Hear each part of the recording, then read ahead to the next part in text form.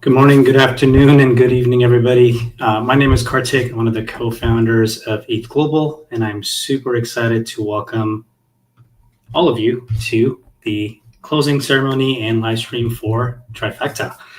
This is an ETH Global event that's one of our first, where we're actually doing a competition. You know us from doing hackathons and summits, and this is a very interesting mix on what we've been doing for the past few years. And this is entirely focused on a 3-day hackathon that we conducted for the very first time. And it's structured as a competition with a few key unique things. The most important part of this whole event is that this hackathon was open only to the past ETH Global finalists and the winners from the last few hackathons and builder pack holders, which meant there were people who have attended multiple hackathons and have won multiple prizes, all kind of done through on-chain verification of our packs. And only those people were eligible to apply. And to kind of try out how all of this would work, we also made this a very small event and made this very curated, where teams had to apply with an idea. And in addition to these checks, they kind of had to pick one of the 3 tracks. This was capped at 300 hackers, and we had 300 hackers from 40 different countries spanning 26 different time zones compete over the last weekend to build amazing projects in 3 tracks. And these 3 tracks were AI and agents, trusted execution environments, and zero knowledge. Teams worked on projects in any of these 3 categories, and the goal was to have them work from Thursday to Sunday and build their idea that they submitted and showcase what they built to all of our judges. And the part that makes it interesting is that we're going to go and determine who these best projects are alive. Because this is a competition, there's over $75,000 in prizes. There's going to be a first, second, third for each of these tracks. And there's also going to be partner prizes that everybody's going to be able to look at and win. And we're going to get to all of that on this live stream. So everything will be kind of done in real time, and we'll kind of get to that in just a little bit. And to kind of help thank the 14 incredible partners who kind of made this work and worked with us on this experiment, I want to give a massive shout out to Nethermind, Recall, Alio, Autonome, Aztec, Brevis, Coinbase Developer Platform, Marlin, Nillion, Zero G, Succinct, Privy, T1, and ZK Email. They're going to talk about who their winners are very soon, but let's go into how this live stream and finale is structured. There's 300 hackers who built a lot of amazing projects, and they worked on these 3 tracks. Overall, we got 116 total submissions. That's a combination of all 3 of these tracks. And what we have structured for this call is there's going to be 5 finalists that are going to come on per track. So there's going to be 15 demos here. And the goal of this live stream is to have our judges pick the first, second, and third out of the 5 for every track. It's going to be 5 teams for AI, 5 teams for TEs, and 5 for ZK. And for the very first time, I want to congratulate these incredible teams live. And the first track finalists are for the AI Agents track, Glider, Wallet Cheats, Alexandria, Octopus AI, and Midcurve.live. These 5 teams are going to come on for the Agents track. Then the finalists for the TE track are Solo Patty, TT, Pastport, Testament, and Aentic Me. They're going to demo everything that they did in the world of trusted execution environments. And our last set of finalists on the ZK track are Trust Arcanum, ZK Fossil, Zuma, ZK DNSSEC, and ZK Sampler. So these 15 teams are going to come on. We're going to bring on our judges, and we're going to go right into a demo. And this is everybody else who submitted a project, and these are some absolutely incredible projects. They're all going to be available for you to look at with the source code and the demos and everything else in between in terms of how it works behind the scenes for TE, AI, and all ZK side of things. But let's go into some of the logistics of how we want to set things up. A quick reminder to all the hackers, we really want to understand how we can actually improve this experience. This was one of our first experiments that kind of actually puts a competitive edge to these hackathons. So there's some things that we learned that we want to do better next time. There's some things that you also know from being a very frequent hacker at ETH Global and past winners that you think we can do more, whether it's a new thing we should try or it's something we should improve. You kind of have a quick feedback question that just helps you rate things out of 10 and give us like 2 sentences of like what we could do better. Please go ahead, fill out that form, because we read all of that and actually use that to improve the next event, which will happen in a couple of weeks. So that's kind of the big ask from the ETH Global team to all of you devs to help make this better for the next thousands of people. But let's go right into how we're going to do judging. After each demo, which will be 4 minutes, we're going to do 3 minutes of Q&A. So every team gets 7 minutes in total. To simplify all of the mechanics, we asked all the teams to record their demo. So we will play those videos and make sure that everything is consistent, high quality, and on time. And we don't run into any technical issues. And then we're going to jump right into the 3-minute Q&A. Here, the judges will be able to ask questions to these teams on their projects or any follow-ups. They've been briefed on the context of each of these teams and they know what they're expecting. And after that, the 5 demos, they're going to deliberate on the rankings. For the audience, the judges are going to be looking at projects from these kind of 5 pillars. They're going to look at how technical something is, how original that idea is. They're going to look at the design aspects of the UI UX or the developer tool side of things. They're also going to evaluate how practical that idea is. And we also want to make sure that there's a general element of just overall creativity and how everything fits into this broader image and or anything that isn't in those 4 categories. That's the wow factor. So that's kind of the framework all of the judges are going to be looking at, and they get to decide who these teams are. And we're going to then know at the end of this live stream the first, second, third winner for each of these tracks. And what does that actually mean? This means that there's $12,000 in cash prizes per track, where the first place is going to get $6,250, second place is going to get $3,750, and the third place team is going to be receiving $2,500 cash, in addition to any partner prizes they're going to be eligible for. And we're going to have this for each track. And they're also going to be receiving the Trifecta finalist pack, which is an on-chain pack that gives them access to a lot of cool things, namely ETH Global Plus access for 12 months. They're going to get $500 flight credits for the next ETH Global event. There's going to be an on-chain proof of them being a finalist. We also do a lot of events across the globe with different founders in this space. And to help encourage all these devs to continue building, there's over $15,000 of developer credits for all of your favorite Web 2 and Web 3 services. So you don't have to worry about hosting or RPC or gas abstraction or hosted wallets or anything else. That's kind of what's on the deck here. And let's introduce our judges. So we're going to have Tina, Andrew, and Jeremy from Base, Recall, and Hazel Network to do the AI judging track. For the TE track, we're going to have Conan, Ores, and Andrew from Reno Labs, T1, and Flashbots X and Teleport. And then our judges for the Zero Knowledge track are going to be John from Succinct, Arno from Aztec Foundation, and Brendan from Polygon. They're all going to come on and be there for all of these demos per track. And that's enough of me talking and giving you context. Let's get started with the actual first set of demos. So the first track is AI and Agents, and Glider, Wallet Sheets, Alexandria, Octopus AI, and Midcurve are the 5 teams that are going to come on. The judges for this track are Tina, Andrew, and Jeremy. So what we'll do here is ask all 3 of the judges to come on screen, and we'll get all set up here with the first set of demos. So let's switch over to that setup and bring all of our judges on. Andrew, Jeremy, Tina, welcome.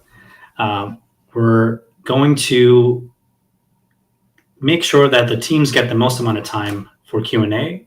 So what we're going to do is we're going to keep you here at all times for these 5 to 5 demos, and we're also going to require you to not mute yourself for this whole process so that we don't lose any few seconds on this unmute and mute ping pong that happens. And as soon as all of you unmute yourself, we'll be good to go. we're going to bring the first team on. You all stay here. The first team is going to stay as well. We play the video, and as soon as the video ends, the 3-minute countdown will start on the Q&A piece. And I'll be there to come in and tell you that the time's up, and we'll also be kind of giving you quick cues on the timer. So as soon as all of you are ready, give me a thumbs up, and let's bring on the first Glider team on screen, and then we'll queue up the video.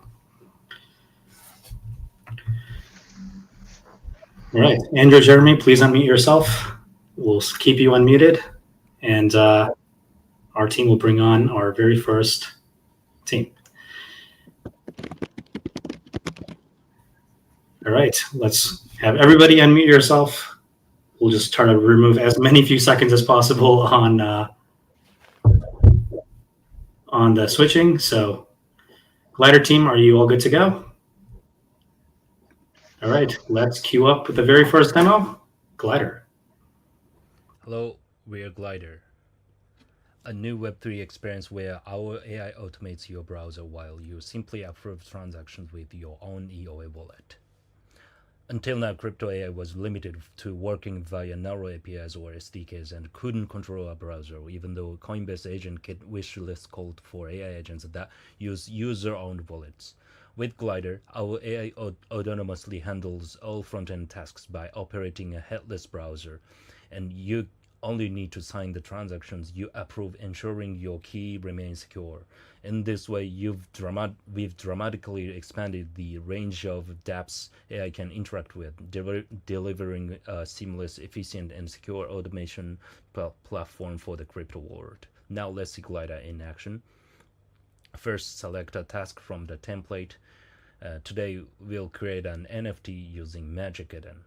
Click Start, and Glider AI launches inside a secure browser session, TEE, autonomously navigating and interacting directly with Magic Eden's website. You can monitor each step clearly on the left. When transaction signing is needed, MetaMask pops up for your approval. Your wallet keys remain secure, as all signing requests are safely relayed.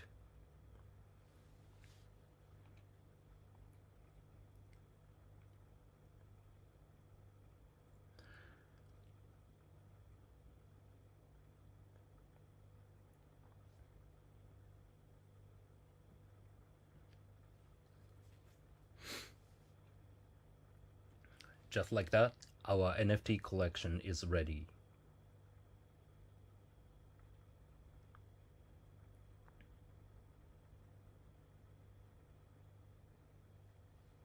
You can replay the entire process anytime. Additionally, Glider uploads the full task details, including AI's decision-making steps and prompts, securely on-chain via Recall network, enabling you to share or reuse these workflows anytime. But Glider can do even more, visually chain multiple tasks, like automatically retrieving Vitalik's wallet address and proceeding to the next action, creating complex workflow effortlessly. All of this makes building and sharing decentralized workflows easy and secure. How it works. When a task starts, Glider spins up an AI agent within a TEE, running a headless browser controlled via Chrome DevTools protocol. DOM and visual data are passed to OpenAI for decision-making, generating browser actions. Web3 transaction requests are securely intercepted and forwarded to the user's wallet. Task metadata and reasoning steps are stored immutably on-chain through Recall network, enabling transparent and reusable workflows. Looking ahead, Glider will become even more powerful. Will enable AI to interpret ambiguous requests, such as manage 10 USDC in a good way, automatically choosing the optimal strategy, and the team, we built ETH Drive previously. Amazing. That was our very first finalist demo for the AI track. I'll let the judges take it away with 3 minutes of questions. All right, first one, what's the vision for where this runs? Is this like, do you imagine users always going to that interface, or do you see it becoming a wallet plugin or a browser plugin, or what's the end state of the UX?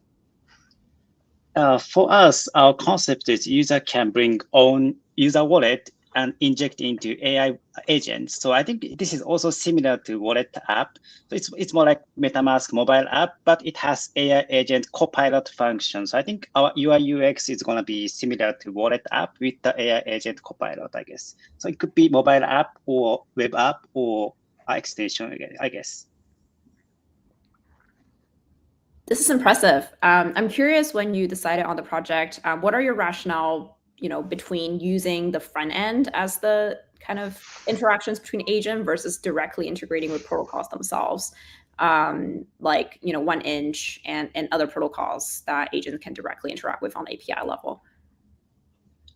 Sorry, could you repeat that question again?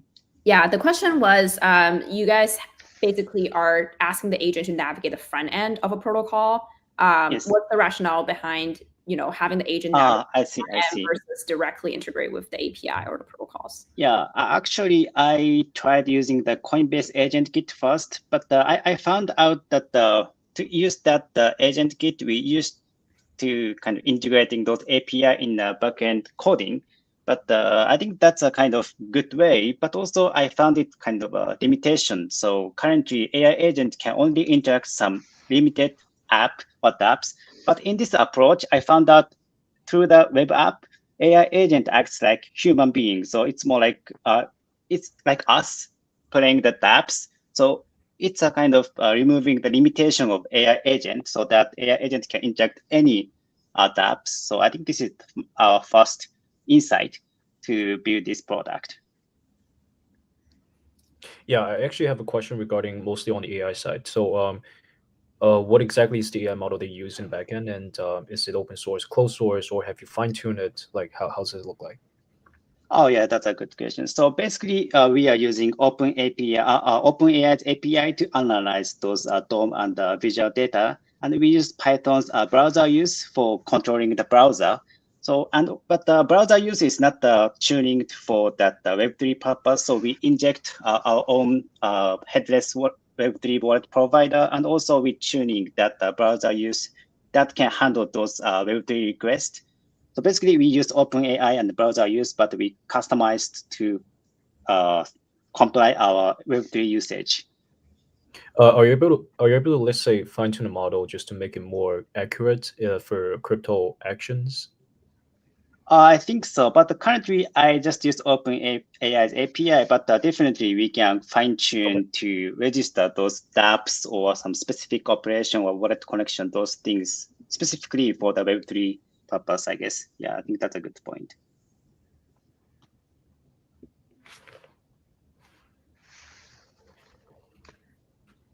Did you, very technical question, did you experiment with any of the MCP browser use tools, or did you just go straight to the Python browser use as that was good enough? Yeah, actually, we also thought about that MCP architecture. And I also noticed that Microsoft, in last Saturday, they published that the Playwright MCP2. I think MCP is also good architecture, but we wanted to let user to bring their own user wallet. And for this architecture, I think we should have our own front end. So after considering those MCP, we decided to use that front end application model. Amazing. That's our time for Q&A. Glider, thank you so much for going first and being the first demo. And let's go on to number 2. We're going to bring on Wallet Sheets as our second team. And as soon as the team joins, we'll queue everything up. So looks like the whole team is here, and let's begin the demo. Hi, we are from Wallet Sheets AI. and we develop a platform to make any Google Sheet into an agentic wallet. Last week, me and a few coworkers were talking about managing our finances, and they happen to be really good at keeping their books. And of course, every single one of them were using a Google spreadsheet to manage their finance. And when I asked them why Sheets and not any fancy apps, they said they'll never get the composability of a spreadsheet in any software. They emphasized on how it hadn't changed since 1985. People know Sheets. Accountants, devs, BDs, tech, non-tech. There's someone on Reddit with a Google spreadsheet template for anything you want to do. So here's what we wanted to do. We wanted to onboard the next million users who use Sheets worldwide into Web3. I wanted to convince my non-Web3 friends to try Web3 with something that they already know.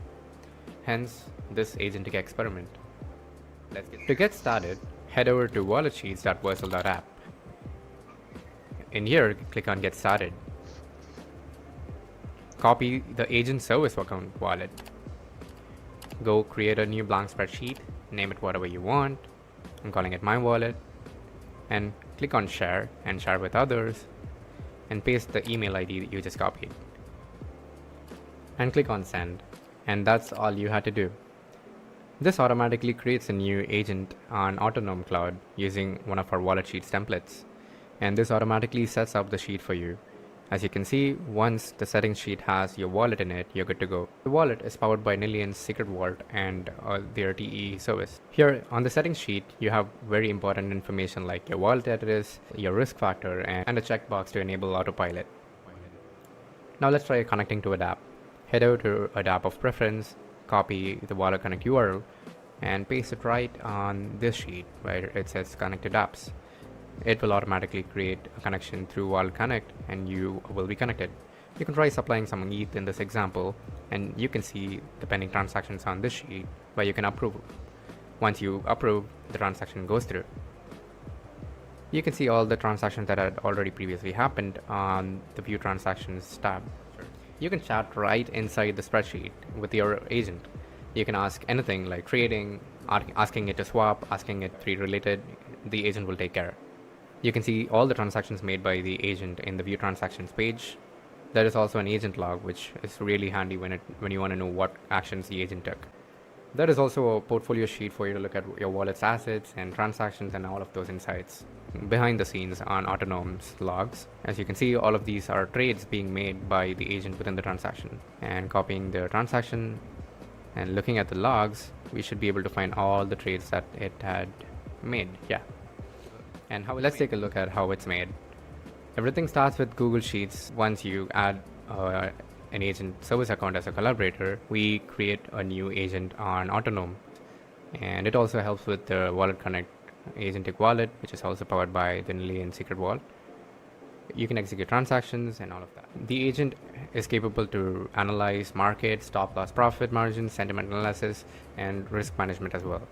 This is created as a template on Arcanum. Inference within the agent is done through Nilian's secret LLM, private inference, TEE. We are working on having a cross-chain interface and having interfaces across AppScript interactions to make it work across Google products. And by the way, we tried streaming the whole hackathon on YouTube. You should check it out. And this is the team. Thank you for this wonderful opportunity, and we hope you use Wallet Sheets.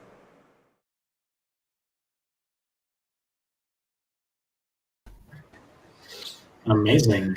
All right, judges, 3 minutes for Q&A.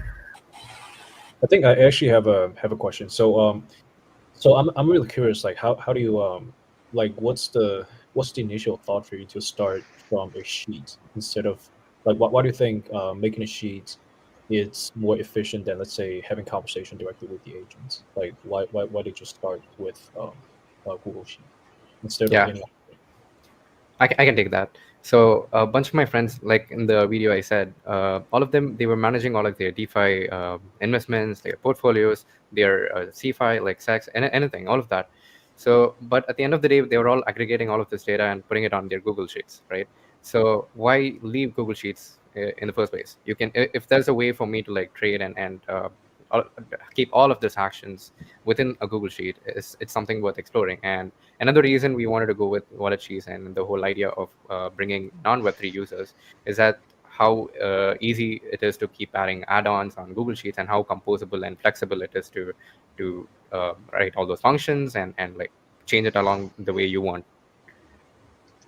Got it. Do you think it's a common, let's say, common way to keep track of let's say DeFi your portfolio in a sheet? Like I'm just trying to imagine like how commoditized this can be, especially given that there may be some other forms, for example, like Notion, or maybe like other kinds of document form can also be popular. I mean, among other people. So do you try to generalize this solution to all the other kinds of form? For example, like Word document, or maybe like Notion. Definitely. So in the future scope in the document, we specifically highlighted this point where we would be expanding to other Google products. Effectively, what we want to build is something that works on top of Google App Scripts. So you should be able to integrate it on any of these upcoming Google Docs, Google Slides. But the idea is to start with something and eventually branch out, and how we can see people using it on other applications other than Google Sheets. In Google Sheets, it makes like natural sense because that's why you keep your books. And so it's worth exploring other options. But unless there is a need to do this, we would really have to like work on that. You might have answered this, but it would have been quick. Does your agent go through the history of the wallet and pull out what it's already done, or is it only once you start interacting with it, it's filling out the sheets? So all the trades and all the chat history is encrypted and stored on Million. So we wanted to keep the data sensitive, since all the trade data and the chat history of financial information is sensitive. We encrypt and store it on Million and access it. We decrypt it each time that the user needs to interact with the agent. Yeah, adding on to that, during the agent setup process, the agent automatically fetches all the previous history and refills the sheet, even if you're creating a new sheet and adding for that. So if you already have a sheet, then it'll automatically get ported over. Got it. Yeah, there's this thing in a lot of the accounting tools, just even trying to classify old trades is very difficult and time consuming. And so it's pretty clear, like you could use this if it was doing that. Yeah. So sorry, what was your question? Oh, I just commented. It made a lot of sense to me. Yeah. Thank you. I love it. That's my comment. It's a great presentation. Thank you. Amazing. Well, looks like there's no more questions, and we're also out of time. So, Bald Cheeks, thank you so much. And with that, we are ready for our third demo for the AI track. And for this one, we're going to bring on Alexandria. So, hand friend, whenever you're ready. Hello everyone, welcome to our submission for the ETH Global Trifecta Hackathon. Our project name is Alexandria. Alexandria allows you to turn any URL into a lesson within seconds. So how it works is you can think of the internet, of course. We have all these amazing URLs out there, such as scientific papers, Wikipedia pages. Here's a quantum physics lecture from MIT on YouTube. Here's some post on Reddit, right? These all have URLs that we can use to identify them and to link to them. So in Alexandria, all you need to do is paste in the URL to get an incentivized one-on-one tuned specific conversation where you can learn about that specific topic. So let's go ahead and go through the famous Attention is All You Need paper from 2017. We'll simply take that URL and we're going to paste it into Alexandria. But first I'll select the language in which I want to learn. So I might want to learn in Spanish, or I might want to learn in English. In this case, I'll leave it in English. I can also dynamically scale the difficulty of the content, right? So if I'm a 5-year-old kid, I still might want to learn about quantum physics or transformers. Alexandria can scale the content down to your level of knowledge, or up to your level of knowledge if you're a PhD level. You can have a very deep and complex discussion with Alexandria. I'll leave it on intermediate here, and I'll just paste in the URL to that PDF, and I'll just simply click Learn. So Alexandria is now going to create that dynamic content for me, and then start just talking. She'll just spring to life here in a moment and start teaching me. She's PogChamp. Today we're diving into the fascinating world of transformers in AI. Ever wonder how they translate languages so effectively? Hey Alexandria, yeah, I'm super interested in understanding more about transformers. Let's dive straight into it. I'd like to start the quiz. Alright, let's get started. First question, how does the transformer model differ fundamentally from RNNs and CNNs? Take your time to think about it. Yeah, it differs fundamentally by applying this attention mechanism that allows the transformer to process in parallel, as opposed to RNNs and CNNs, which were sequentially processing. That's correct. The transformer model uses attention mechanisms to process data in parallel. Unlike RNNs and CNNs that process data sequentially, this parallel processing is a key advantage. I'm going to pay you for that answer. Great job! You've earned some tokens for that correct answer. Great, thanks Alexandria. I got the tokens, appreciate that. Hey Alexandria, would you be able to open the flashcards for me so I can learn some more? No problem. I have opened the flashcards for you. You can review them to reinforce your understanding. Let me know when you're ready to continue with the next question. Great, yeah, thanks. I'm just having a look through them now. They look good. Of the flashcards. Okay, great. Take your time to review them. When you're ready, just let me know and we can proceed with the next question. Great. Hey, Alexandria, I think I'm done for today in this lesson. I really appreciate your time. Happy to help you learn about transformers. Have a great day.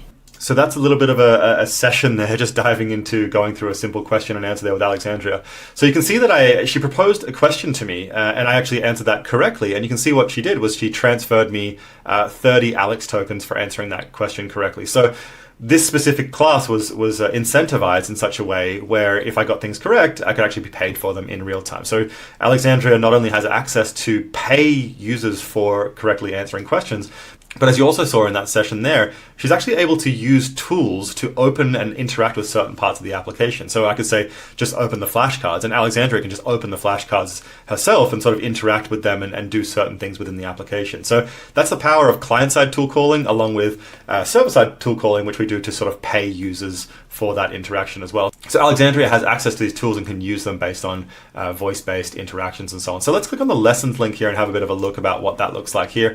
So here I can see the different recommended lessons to me. These are what other people are learning about on the platform. So that's a bit about Alexandria. Hope you've enjoyed it, and thank you very much for watching. All right, Q&A time. Yeah. Sorry, Tina, go ahead.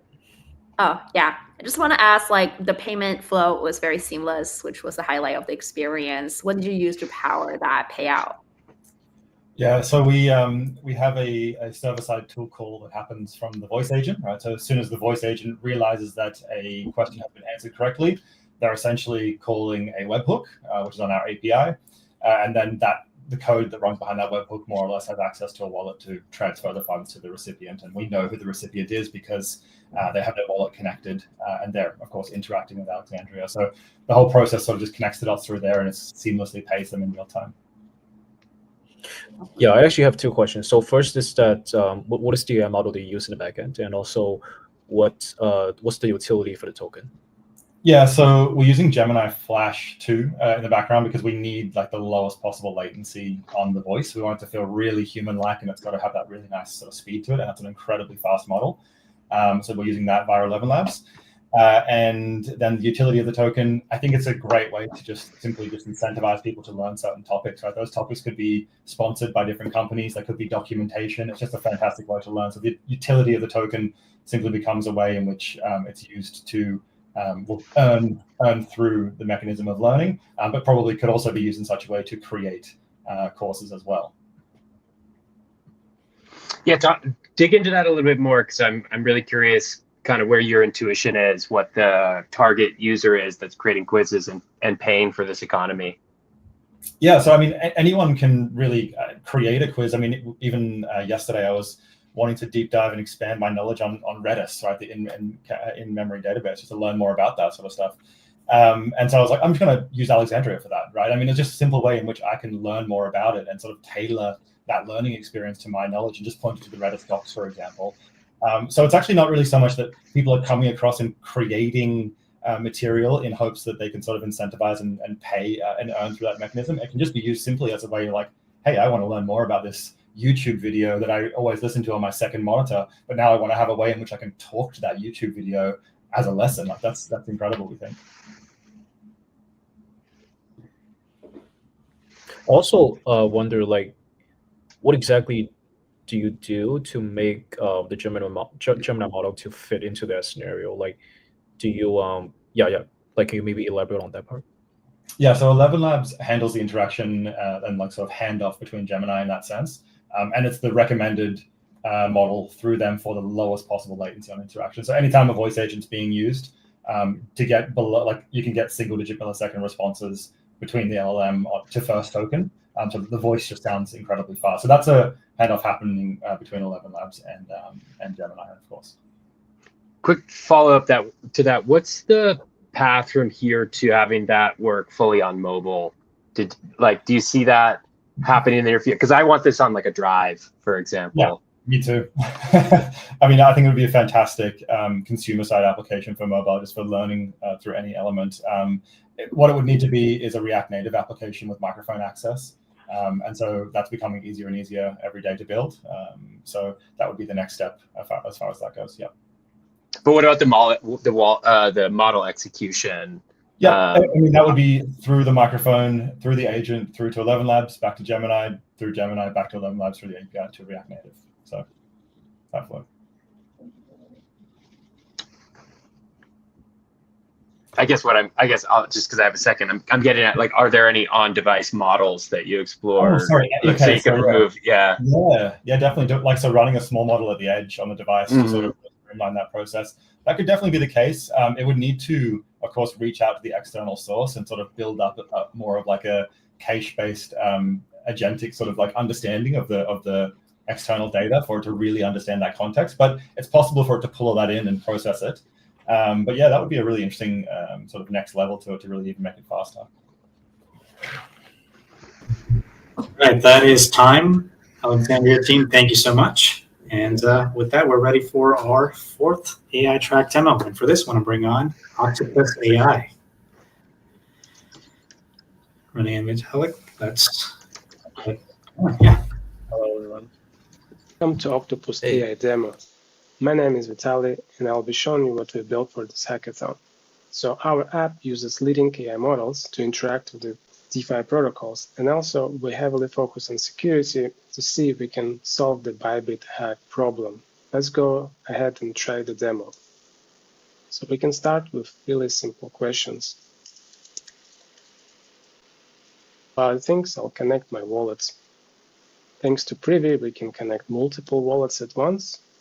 This will be helpful later, where we're going to create our Gnosis multi-sig wallet. It can also recognize simple commands. Once the prompt is processed, we get a suggestion to execute this transaction from connected wallet. It can also support swaps. All the prompts are stored using Million secret vaults. Once the prompt is processed, we can swap using our connected wallet. But the most important feature is the safe wallet integration, where we can add an AI agent to existing safe wallets, or I create a new safe wallet with the AI agent on board. Let's see how that works. I have my multi-sig with 2 pending transactions. I can modify the permissions for the AI. I can also see my pending transactions here. I can ask AI to examine them. Once it analyzes the transaction, let's go ahead and ask it to execute all my pending transactions.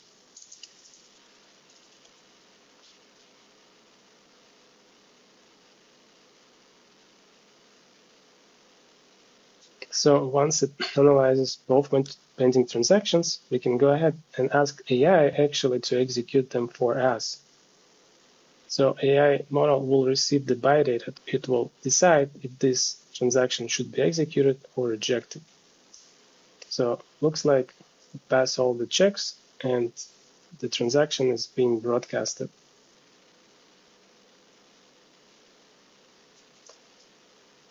Now I can check my multi-sig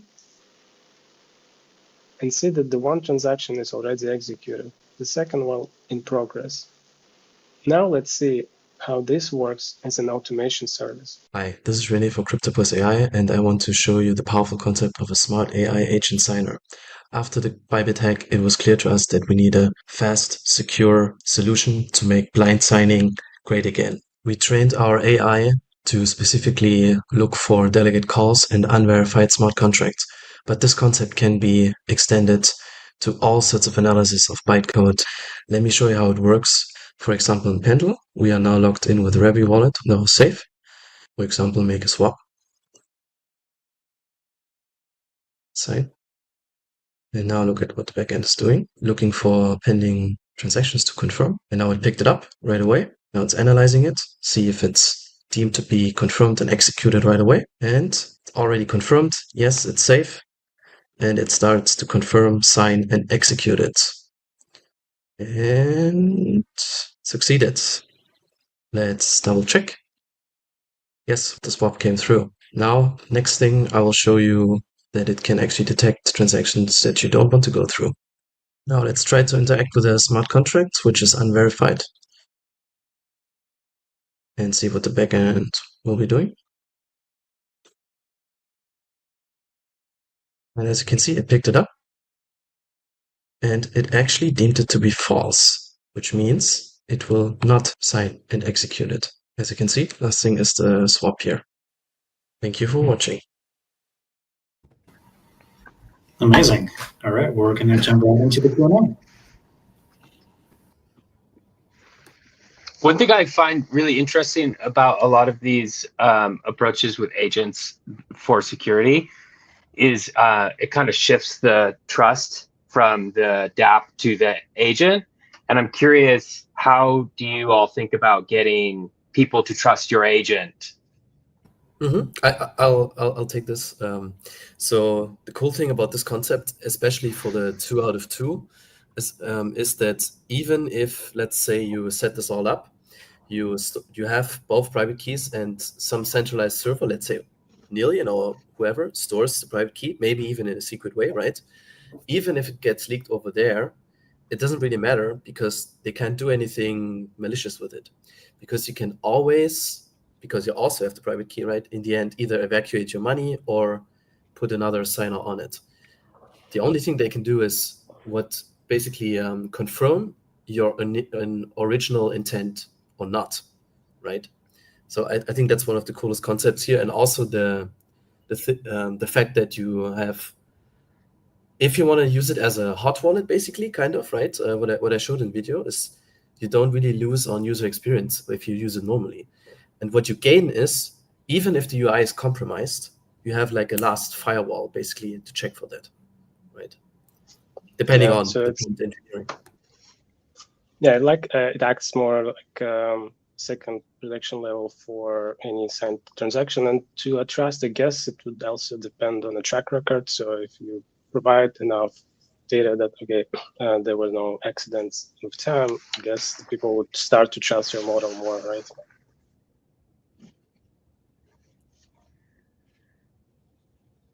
One quick follow on to that then. Yeah, most of these eval models are just so tuned, so in, like not in this agent interface, but just generally like you have this experience that they always just kind of reinforce what you wanted to do. They don't tell you you're wrong or you have a bad idea or anything like that. And so the trust here is that I'm getting at is less about like the trust that it might do something wrong with your address, and more like trust that is like, do I really trust that it's detecting all things? Do I really trust how it's detecting bad things? Do I really trust that there aren't new gaps that are introduced by the agent that now are just exploitable? What are the performance metrics, more or less, and how do people really buy into it? Yeah, so the performance, as shown in the video, you can use it without really losing that much time, like maybe 1 or 2 seconds more, depending also on how quickly the model, is interpreting it and putting it out. So I don't see a huge loss in time, and it's just an additional security feature which if you don't have it, like you're basically missing out, in my opinion, because even if the probability is low that, let's say, you're using Curve or some of the DeFi apps, if they compromise UI and some button links to like a unverified smart contract or whatever, or approving something, it will be able to detect that. Sure, in the end, later on, like they can come up with countermeasures, maybe they can verify it or whatever, but then we can integrate, hey, go through the code, and after 2 or 3 seconds, or maybe the history of the smart contract, right? And then you can give trust scores. Like there's a huge space of possibilities what you can do with this concept, in our opinion. Yeah, I would also add that I was more exploring to reinforce the training, for example, the rack concept. When we get more data to train, that's what's good, what's bad. So it's nearly boils down like how good you can train it, but also the concept that you could actually run your own then model.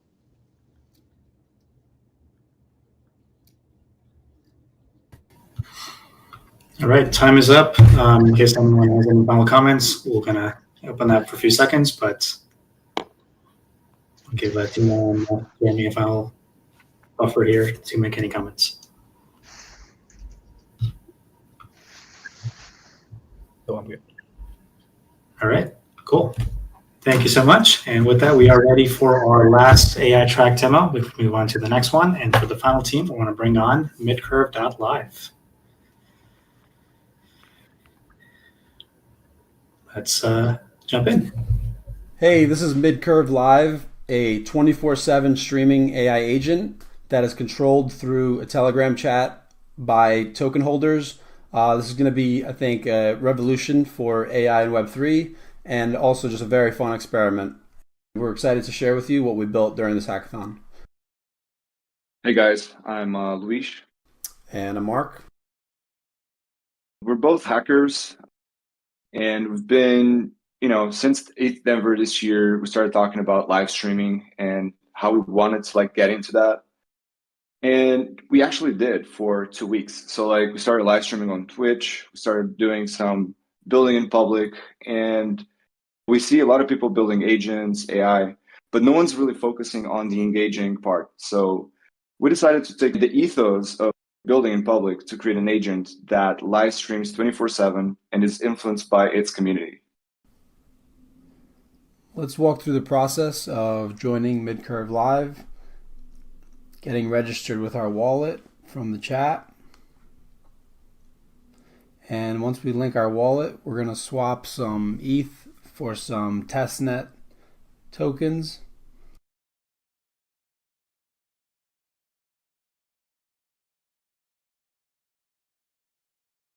And now that we've linked our Telegram with our Ethereum account and made our deposit, we'll be eligible to submit prompts directly into the live chat. Let's ask for the bot to go look at clanker.world and browse some tokens on there. This will submit a task to the queue. We've now become the current task. The agent will start using computer use and any tools that it may need to complete the task.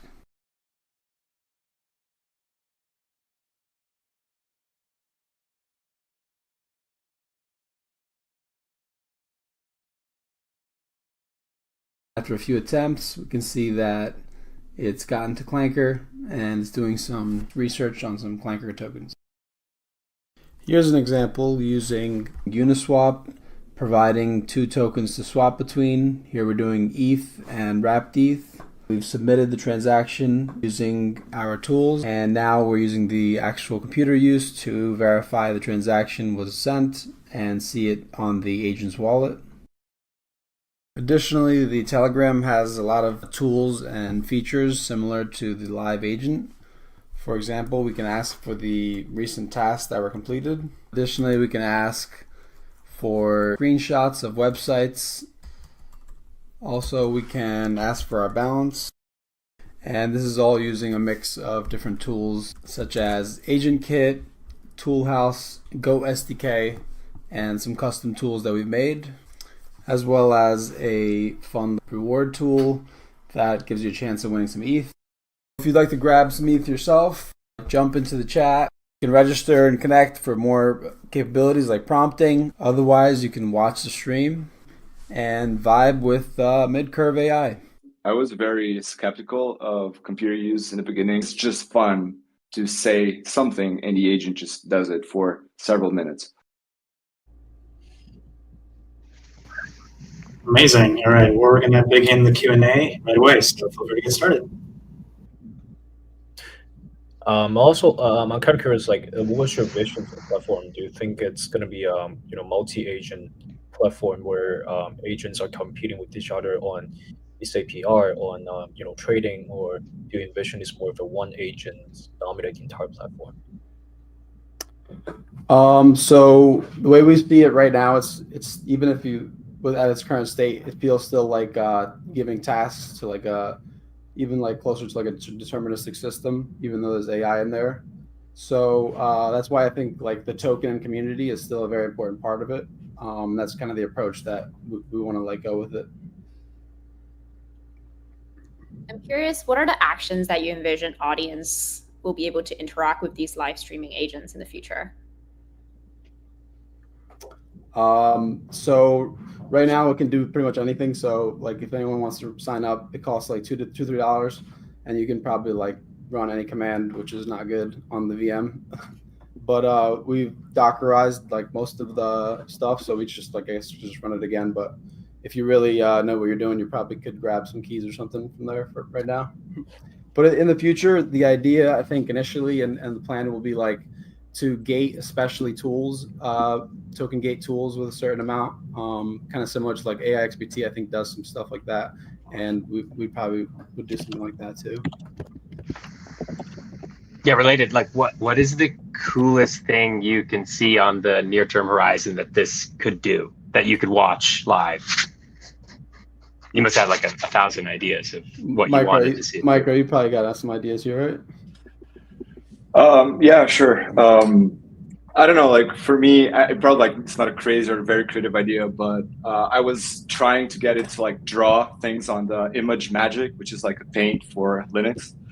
And yeah, that's just fun to like try to see the agent, because there's a very limited amount of things you can do with computer. You can drag, you can click, double click, do all these different things. So I spent probably like 2 hours yesterday or the day before, like trying to get the agent to just make smiley faces. And like that's fun. If you have a community just watching these sort of stuff, it's just engaging because anyone can ask anything, and it's just very interesting. And I was very skeptical about computer use at first, so.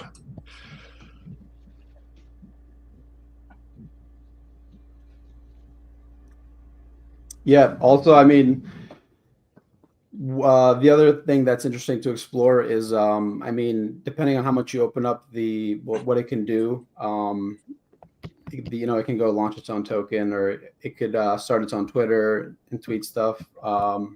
Also, an interesting concept is like if you're able to, if the agent gets enough, it's kind of like the next level for AI, where it can get closer to its own like actual autonomy and being like its own entity, because having like a 24/7 live streamed thing that's running deterministic or code or like a containerized code is it's pretty interesting. You can create like some things you definitely couldn't create before, I think.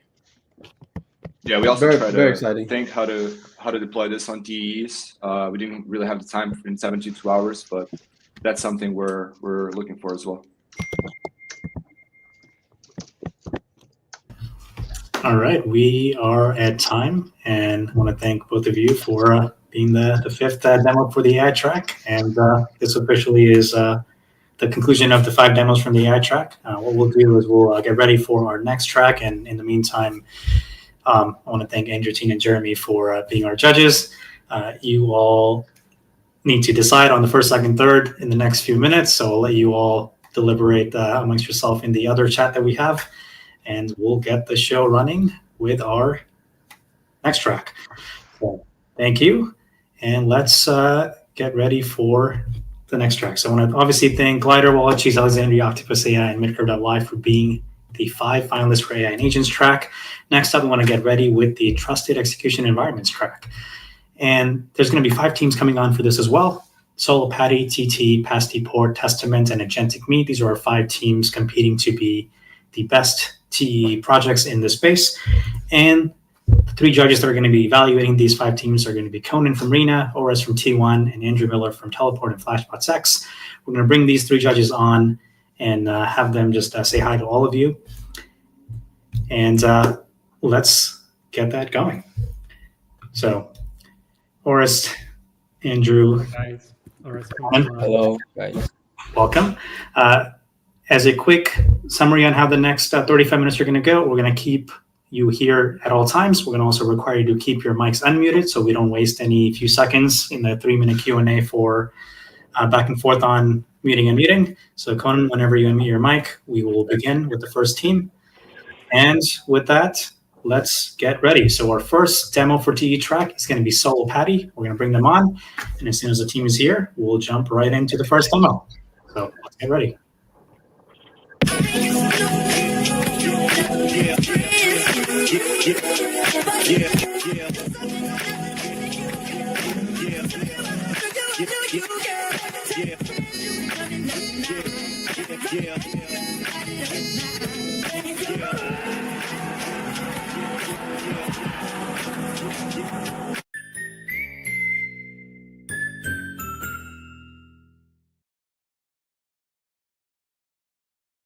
Welcome to our product, Solo Patty. It's a fair trading solution without sandwiching. Solo Patty is an MEV protection solution to crypto payments. It's a TE-based private order book DEX with coincidence of ones, preventing front-running and MEV attacks. For the TEs and smart contracts, we have the Oyster CVM, Node.js, Nest.js, Solidity, and OpenZeppelin. For the front end, we use Next.js, WalkMe, and VM. Front-running is a fairly simple problem that's occurring a lot in the crypto space. All the data that's available in the mempool is public by default, which enables MEV bots to actually spot transactions and places a transaction before the user submitted a transaction, extracting initial value from the user's trade. Backrunning is fairly the same problem, but then the difference is that the MEV bot places the trade after the user made that trade, which extracts additional value from selling that profit on a different exchange. Combining these attacks, we have something called a sandwich attack, where an MEV bot trades before the user, but also after, extracting most value from the user, which creates a very bad user experience for the user trading on the DEX. Our swapping protocol has a solution to this. We've created a TE matching protocol inside of the TE, and a smart contract, where a user deposits funds in a smart contract, where the TE listens to a deposit event and updates the balances off-chain inside of the TE. Simultaneously, a user submits an intent, what the user wants to swap for. All those intents from different users get matched against each other, which updates the balance, and then it's get read from the state, which will trigger the withdrawal function. And the withdrawal function will trigger the actual withdrawal function in the smart contract, which sends the user's funds from the smart contract back to the user. Let me show a quick demo of this. So here we have our patty and cheese tokens. Let me send 10 patties for cheese. Let me confirm this transaction, and then we see waiting for a deposit confirmed. Submitting intents to TE would take some time. And then waiting for matches when the intent submitted successfully. Preparing to send the tokens, and the swap's completed. Let me show this in a TE what it looks like as well. So here we can see the encrypted data from the TE, which is the intent encrypted with the public key of the TE, and the deposit event that's also received by the TE. So why choose Solo Patty? It's a TE-based private matching protocol where no one can see the pending trades, and it has full MEV protection. The TE signs and posts the state off-chain as well, and we have permissionless exit with withdrawals. For the tech, we use the Marlin TE, and this is our team, me here, Eric, and Paul, and these are socials to reach out to us. That was it. We loved hacking for this competition. Love to hear your opinion. Amazing. That was our very first demo, and we're going to jump right into the Q&A, so I'll let the judges take it from here. About the encryption and the TE, what do you guys mean by you store the data at the state of chain? Like, is that like the ciphertext that can only be read by the TE? How does that help? Mior, do you want to answer that, or should I? Yeah, you can. Yeah, so the public key is used to encrypt the data, and we have all the balances that we store off chain to have permissionless withdrawal. And what we also want to do in the future is ensure redundancy. So we don't only store it in the memory of the TE proofs, but also store it in different areas, IPFS, decentralized storage areas. Yeah, maybe a secret vault from Nivian. Yeah, that could be an option. What would you be storing in IPFS? Like the ciphertext or we can. plaintext? No. We can store the states also in a secret vault in from Nivian. So that way, like the states are encrypted and like distributed.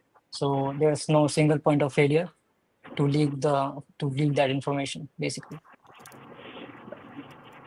Are the encrypted bids sent off chain? Did I get that right? So the encrypted bids themselves do not appear on chain; they are sent off chain. Sorry.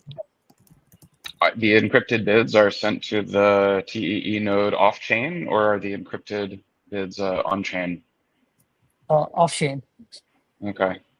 And do you envision having multiple of the TEE nodes working together? Yeah. I think for now you just show I one. think it's better for one. Better for, I think, decentralization. I mean, having a single TE has like makes it a single point of failure. So I think having multiple TEs and making it work together will make it more redundant, I think. What's the permissionless exit feature you mentioned?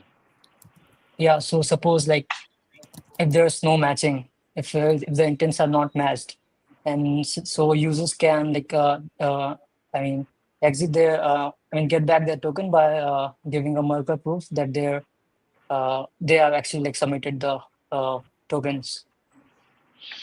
Do you get any best execution guarantee? I know that like the TE won't make an invalid intent fit, but do you get any best execution?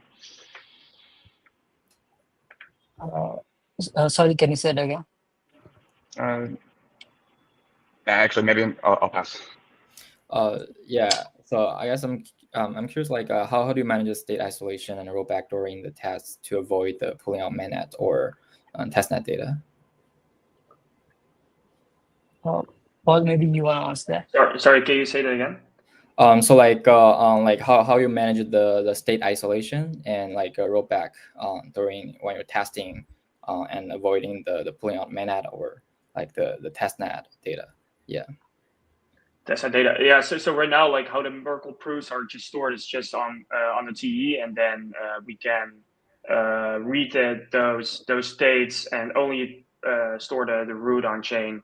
I'm not quite sure if that answers the question. I don't know, Mihir, if you. Yeah, I wasn't able to understand the question. Yeah. Okay, I think it's good. Yeah. And what do you mean by the withdrawal try is signed off by the TE? Yeah, so the new updated balance are sent to the smart contract. So the TE actually like attests it like using and maybe generates a signature. So the smart contract verifies that it was the state or the updated state is sent by the TE and not by some other things. So only the TE can make it work. All right, we are at time. I want to thank Solopatty for being the first demo for the TE track. And we're going to queue up the second team, and that's going to be Project TT. In the meantime, I want to encourage the judges to talk amongst themselves in the other chat, because all three of you have to agree on the same first, second, and third for the project you're going to see. So with this, let's get ready for the second demo. Hello judges, our project name is called TT. Currently, this is our team. Both of us are studying in different universities in Malaysia and specializing in AI-related modules. And both of us are interning in an AI solution provider company. So the problem with LM right now is we risk of sending sensitive data to third-party LM providers like ChatGPT or Cloud. So all of us are doing self-hosting. However, doing this requires large amount of money. So companies are forced to use less capable models. So you all will just say, why not we just host a LM into a TEE? But TEE has a lot of memory constraint and it's also very expensive to use. So we wanted to solve this. TT enables LM sharding across multiple verifiable TEE with decentralized inferencing. So LLM has a lot of layers. We split the layers into different segments, and each segment is put into different TEE. When a user asks question, TE1 will process it and create something called hidden states. Then the hidden state will pass to the next TE for further processing. Then this will continue until the last TE. So the output of the last TE will be a human-readable natural language and is passed back to the user. Currently, for our proof of concept system architecture, we only have 2 different TEs, and both of them can be hosted by different users. If it will help hosting the nodes, then it's free to use it. However, if you didn't host, you can also use it, but you need to pay to use it like LLM API credits to use them. This is our live demo. First, we will go to the models page. In this page, you can see all the available models, whether it's active or available for hosting. Available for hosting means that user can still host part of the node of the model. For an active model, you can just use it in web development, similar as an OpenAI API key. You just import this key inside the program code. Now, let's see how to host a model. First, we need to select the slot that is available. Then we can follow the GitHub instructions here. We can follow the GitHub instructions here, which is really easy to follow. A few moments later. After that, we just submit the model URL in this import. To submit a model that I just trained. Upon submission, there will be a backend checking to verify that the model hash matches, proving that the model hash is legit. After hosting successfully, your model in the portal will become active, and we can use that like a normal API key. So in the chat page, we can use our self-hosted model and public model. And let's say if others uses our model, then we will receive token, which will be converted to ETH and we can withdraw here.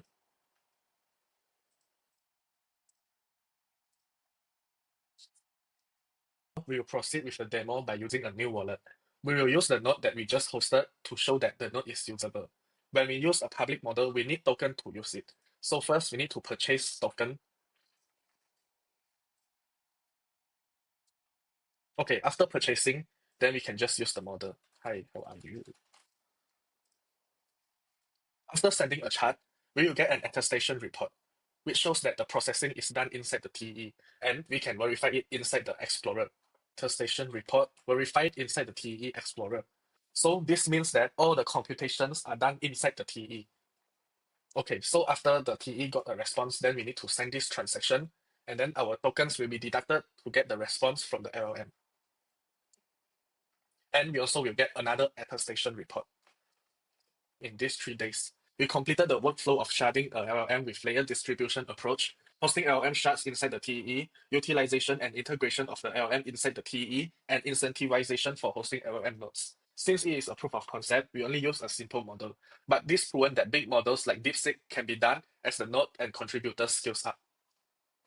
Our final vision is something like a world computer. Just imagine like everyone hosts its own TE nodes, same like how Ethereum nodes is done. So everyone can use cheap, secure, and high-performance AI and LLMs. All right, we'll jump right into Q&A. So what are you guys running in a T? Is it a GPU model or a CPU model? Yeah. Currently, we are using a CPU model. So first, like for example, a 24-layer transformer, we will divide the model into 2 parts.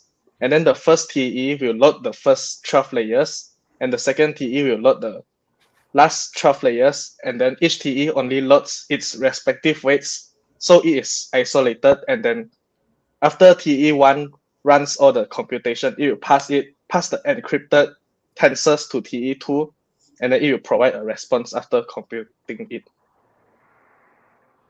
Could you scale it to GPUs, or would you need to move to something like TDX and NVIDIA before you do that?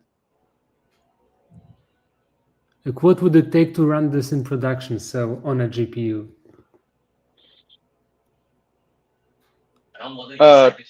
We can use it for GPU if, for example, if we choose like the GPU one inside the Fala network, because this is the proof of concept. So we are actually don't have the budget to run a GPU model. So we are just using a CPU model to show that this approach is totally feasible and is working like as usual LLM.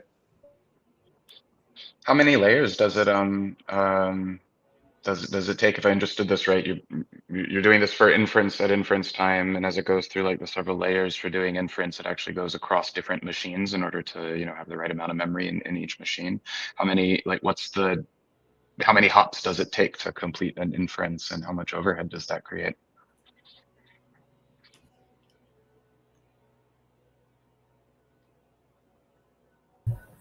Because we are using the Fala network TE, the CVM. So for now, it is like, because both of the model have 14 layer each, and then I think only one hop to the, like, the first run will run the model inside TE1, and then it will directly pass to TE2, and then after TE2 finishes, it will go back to the user. So there's not much processing involved between all the TEs. It's just a normal HTTP request. Does that answers your questions? Yeah, I think so. I think it sounds like that's like 7 layers per node, and it sounds like you just go through 2. Like it takes 2 TEs, and that's it. Yeah. It takes. Okay. It's a flow. Yeah. What do you put for the user report data in the attestation? Do you put anything application specific there? Oh, in the user report, I mean the attestation report, we are using the model hash, and then the user query and the response also hashed, and then we put inside, and then we get the attestation report to show that the query and the computation is run within a TE. So for example, we have 2 TEs now, so it will have 2 attestation report generated. That's cool. So like a quick question. So like since like nodes would have different computational capacity, so like how do we ensure the workload is evenly balanced during your model sharding? Yeah. For this, we are actually maintaining a very fair and transparent one. If you host like 50% of the layers, then when the incentivized splits, you get more than the one that hosts lesser than you. So this is a very fair and transparent system. It's something like Bitcoin mining. If you mine more, then you get more reward. So if you host more, then you get more reward compared to if you host lesser. Amazing. All right, we are at time. I want to thank both of you for staying up super late to do this, and also doing an amazing job with this project. So congratulations. And with that, we're going to go on to our third demo, and that is Project Pastport. And looks like a lot of them were in person, so we'll get them started. Yeah. Hey, our hack for ETH Global Trifecta is Pastport. The team consists of Luca, Paul, Fabian, and myself. And our goal was to connect your passport to your Ethereum on-chain wallet. So this can be used for symbol detection. So you can reveal that you indeed have a unique passport without revealing any of the data on here.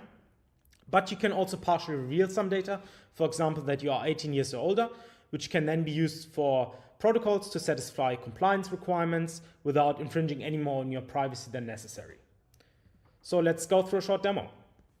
Okay, imagine I'm a crypto user that wants to use this gambling website, and for that I'm going to connect my wallet. But what's that? We have to be over 18 years old and not an American citizen to use this website, and for this purpose we have created Pastport because it allows you to link your passport to your wallet address.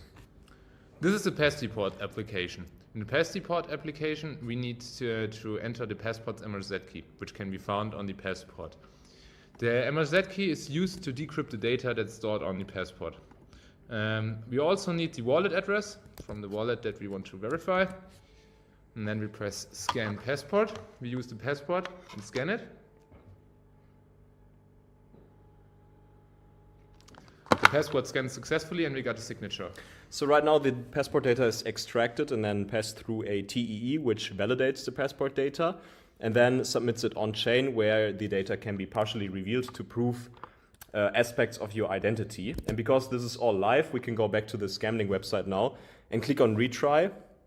And yes, as we can see, we have successfully verified that we are over 18 years old and we are not an American citizen because I have a German passport, and now I'm ready to gamble. Let's go back to Patrick, and he will go through some technical details. So how does it all work? When we first create the trusted execution environment, we will request an enclave quote from it, which contains its public key, and we will submit this on-chain so that the smart contract can validate that this public key has indeed been created in a trusted execution environment, and this public key will then be whitelisted to submit passport data. Now the user will scan his passport with an NFC reader and will send this passport data together with his wallet address to the trusted execution environment, which will then use the country signing certificate authority to validate that this passport is indeed a valid passport given out by a government. And then some partial data can be extracted from the passport, and all this and a unique identifier will be calculated, and all this will be put into a struct, which will then be sent to the contract, where then at a later point in time, anyone can check whether or not an address belongs to a unique passport holder, and if applicable, if that user revealed any of that data on there. Okay, let's go into Q&A. How does the passport scanning processing work? Is that done entirely on the TE, or is there a third-party dependency on that? The passport scanning part is done on the laptop that's running it currently. I mean, at a later point in time, you could just use your phone. So you could use a phone and then just put your phone there, and that will be sent to the T. About the processing of it, like it does like OCR or some other kind of processing of the passport scan? I mean, you don't really, I mean, it's once you have the data, it's just the data of the passport plus the signature of the country signing certificate authority. So you could, we didn't do this, but we could add this. So you could encrypt this with the T key so that once you send it there, you know it's for sure only going to that T, but there wouldn't be any benefit of doing the actual scanning inside the T. But the data is completely like validated on the T, inside the T. How does that validation work though? Or I guess it's already in a digital form. It's not like you get to So every passport has an NFC, and that NFC has like a clear signature. For Germany, you know, it's the Bundesdruckerei GmbH, which has a key, and they signed it. So you just want to strip additional data to create more privacy in the TE without invalidating the CA's like pre-existing signature. So the idea is that you don't have to, like, when anyone I've so many times I have to send my picture of my full passport somewhere, and the idea is I can strip that data that they definitely don't need.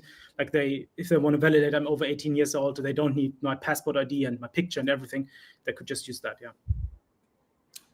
The laptop you mentioned, like, is that a TE, like an SGX laptop? Or you meant just scanning and then sending to a server, hoping that it's... The laptop basically is like the host machine. The laptop is basically like an intermediary that just scans the passport. And then the actual TEE is on Marlin Oyster Hub. Yeah, so like the passport's NFC is like the standard that crossing all the like passport I believe so. Yeah, I think it's standardized e-passport protocol from the International Civil Aviation Organization. What would be cool is if you also checked for revocation certificates from the CA in the TE. This is something you can't ensure on a laptop, right? I mean, we could, I mean, you would have a problem with that, but you could, I mean, so far we checked, like there isn't really anything revoked, at least in Germany. But the problem is always if you make a call from the T, it's technically not fully safe anymore if you download it from somewhere. So it's, That's not safe. Checking the certificates, like we check if the data is valid and signed by the authority. So at current time, Well, it might have been revoked in the meantime, right? Yeah. I mean, it's extremely unlikely that happened, and I think for compliance reasons' sake, it's probably fine. But problem is if you make a fetch request from the T, there might be like you could add like an intermediate step where anyone can submit like that it has been revoked, and then it will just revoke it there as well. But if someone blocks that connection to the T, you might get into a problem. But, Right. Oh yeah. Right. Good call. All right, we are at time. I want to thank the Pastport team for that amazing demo, and we're going to move on to our next demo. So 2 more teams to go, and then we're going to go into our third track. So next up is Testament. Jade, whenever you're ready.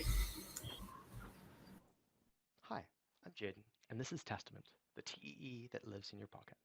Now, trusted execution environments are great for crypto apps because with a couple of pragmatic trust assumptions in the hardware manufacturer and to some degree the party that's running the hardware, you can do a lot of things that are too complex to do inside of Solidity land or inside ZK circuits. You can really push the bound on what kind of trusted computation can be done.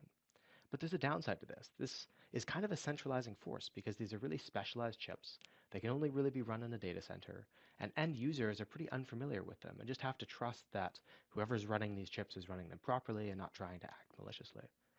What if we could get the same trust assumptions where the hardware manufacturer guarantees execution of code in the proper way, but do it using hardware that's fully distributed, that every single user already trusts and carries with them on a daily basis, and that's totally local to them? What if we could just use your phone? That's what Testament is. It turns every iPhone into a trusted execution environment.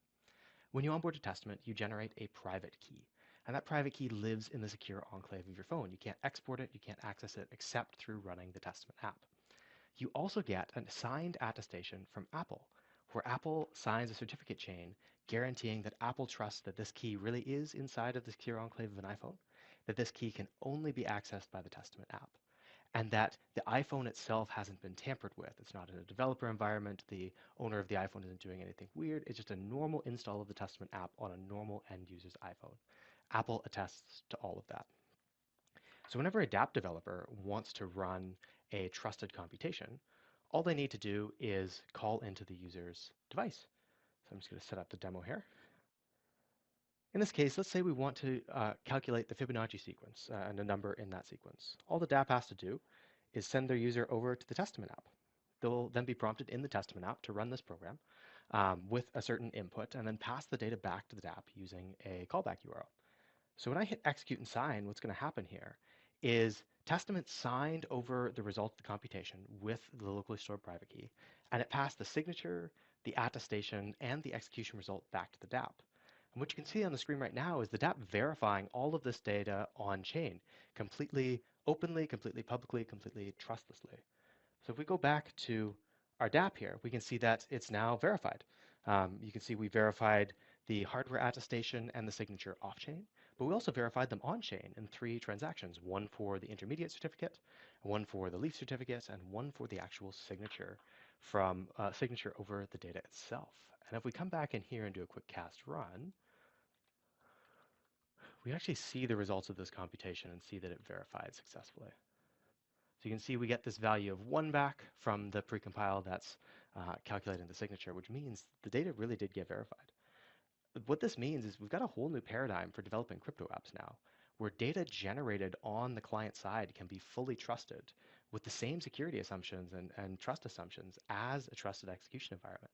This means the end users can sign over arbitrary computation. They could sign over the return value of an Ethereum smart contract guaranteed by a locally running light client. They could sign over their high score in a on-chain game. Really any kind of data that's generated client side can now be fully trusted and fully attested to in the same way as if that computation had been done inside a trusted execution environment.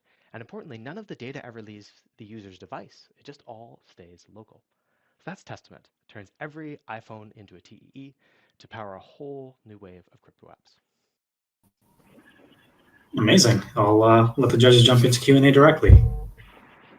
Is this true? Like, is the secure element in a phone, like, can it even run arbitrary compute rather than just storing private key material? Yeah, so the code isn't actually running inside the secure enclave. It's running inside the app binary. But the app binary is code signed, and Apple attests to the validity of that code signature and only lets you access the key in the secure element if the code signing is valid. So in order to break this, it's modified the operating system, though, right? Yeah, it's essentially you would have to hack the. Check. Yeah, you'd have to hack the operating system, but we haven't actually had an operating system hack since like the iPhone 10. There Really? hasn't been a jailbreak for. Yeah. No way. Yeah.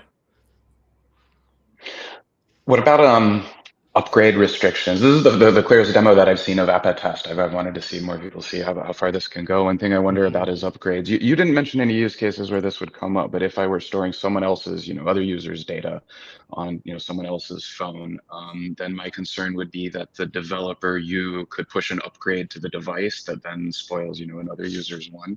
Is there any limitation on that for app.test? For sure. That is the downside of this, is that iOS apps are inherently upgradable. And so you do trust the developer of the app to verify this. But at the same time, you kind of also trust the operator of a TEE not to change the code that's running on the inside. Unfortunately, app.test doesn't give you a signature over the currently running version of the app. That would be fantastic, because then you could lock to a specific version. But there is the upgradability factor in app.test. Yeah. So what might be the expected scale if it could support in terms of user volume or request report it's running on from? Yeah. Yeah. So as much as you could support inside a running iOS apps, you could run a core ML model on the iOS app and get the full output of that. You could run a game, really anything that the iOS hardware can support. It can support attestations over, and then those are verified on chain. And the structure is really similar to TEEs. This is actually using a fork of Marlin's Nitro Prover contract to verify the app.test certificate chain. And then the signatures are just P256 signatures. So we've got lots of good support for that in Ethereum these days. What do you mean the trust assumptions are the same if I can have certainty about what's running in, say, SGX in terms of code as part of their RA measurement, and I cannot with iOS, which, by the way, is jailbroken. I Googled it. You can have security that the current app binary signed by the development team is running correctly. So that's the security guarantee you get. The security guarantee you get with the TEE is that the right app binary specified by the development team is running. So the security guarantees are almost identical, with the downside of this upgradability and with the fact that users could modify their hardware. But that's pretty hard. Apple cracks down pretty hard on that, and it's not quite like the Cydia days of old where anybody could just crack an iPhone. iPhone hacks are few and far between. Yeah, plus the jailbreak of the operating system. That's the additional assumption you don't have with SGX. Right, yes. All right, we are at time. I want to thank Jaden for that awesome demo, and thank you for those questions. And with this, we are ready for our last TE demo. And for this, we're going to bring on the team Aentic Me, and they're all in person. So let's get started. Hello, everybody. We are Aentic Me, your completely private AI browser agent running inside a trusted execution environment. In the recent months, AI browser agents have become increasingly popular due to their ability to bridge the gap between LLMs and web functionality.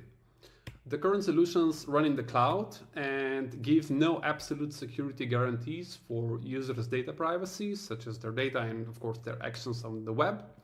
And more importantly, they give no security guarantees for users' credentials, including private keys, wallets, social media accounts, and this renders them basically useless for Web3 related tasks. Some of the existing solutions are Operator by OpenAI, Manus, and Computer Use by Anthropic. But what we are doing is we're using Browser Use, which is an open source solution, and we are deploying it inside a trusted execution environment. Why is this good? Well, because by deploying it inside a TEE, we can keep the user's data and credentials completely private, even hidden from the cloud providers themselves. And in the future, we could use local LLMs running inside TEs, so we leak no data to the LLM providers. And now we continue to our demo. In this demo, we have Aentic Me running inside a trusted execution environment, such as Marlin or Google Cloud. And before using browser agents, the user should first verify that the code is indeed running inside a trusted execution environment. And the way they do is by requesting an attestation using a challenge. And when they get the verification attestation result, they decode it using a JWT decoder and verify the nonce and the image digest hash, making sure that they are indeed in a TE and running the correct software. And for the continuation of this demo, we will switch to a local deployment because we want to be able to show you what happens in the browser that's usually in headless mode. And we have a task to go to SushiSwap, connect wallet, switch to Optimism, set the pair to ETH USDC, and swap 0.01 ETH to USDC. So we click Run Agent. So what happens after the click is that another browser opens, which is entirely controlled using AI.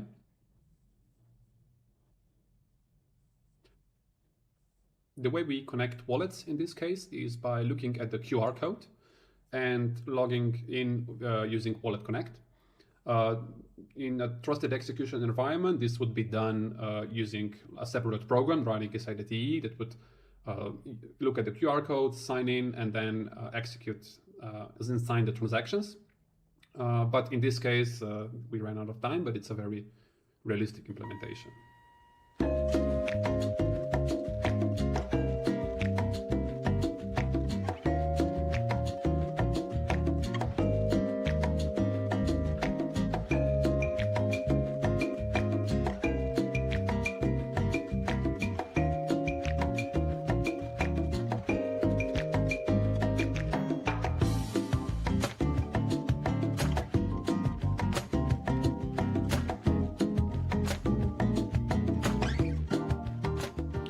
At this point, the AI has proposed the correct transaction and will now initiate the swap via Wallet Connect. Normally, we would handle this inside the TE using TE wallet, but for now, we are just using a mobile wallet instead. So we have now signed the transaction and we have executed it successfully, and this is the end of our demo. So thank you for watching. Amazing. I'll let our judges jump into Q&A. Like, how do you ensure the browser-based agent is accessible only to the intended user after deployment? Like, if someone else obtained the URL, what would prevent them from performing actions on behalf of the original user? I mean, the agent is running inside the TE, and all the requests are made from inside the TE, right? So you could make the attestation that the code is the code running inside the TE is correct, and you could just verify that the requests are being called from inside the TE. And so in the future, you can even deploy a local model and attest that. But there's no threat from someone externally like calling it on your behalf, because again, it's done inside the TE. Or you could like simply add some authentication. Yeah, because like I feel like your agent currently is like accessible through like simple URL. I didn't see that require user authentication now. Well, but the one that's deployed doesn't have a wallet inside, right? So it can only do actions on the web, but to connect the wallet, yeah. Yeah, I understand your question. Yeah, in practice, you would need some kind of authentication. You would need to sign something to fund your agent and then give it commands. Yeah. Or maybe you run your app inside the TE itself, like you assume the user has a TE in the computer. No, the user doesn't have to have the TE. The TE could be deployed by anyone, could be deployed by Marlin or you on Google Cloud, and then you would generate a wallet inside the TE, and then you could make an attestation. You could make like a contract, a smart contract, like an escrow contract where you fund it. And then once you verify the attestation and you're confident that this is actually running the code that you want to run, only then do you fund that wallet. And then inside the TE, you can actually, where you have this agent that can actually autonomously sign transactions and so on. So you would only fund it once you're certain that it's running the correct code inside the TE. You don't have to have a physical TE yourself. And you're using browser use. So how would you then establish then that browser use output is the one that you think it is? You mean the LLM? E-wallet? Yeah. Like the commands that browser use gets back from the LLM? Is that what you mean? Yeah, I mean, you can run... What the agent determines the transaction is that is to be signed by the wallet inside the TE. How do you establish that link backwards?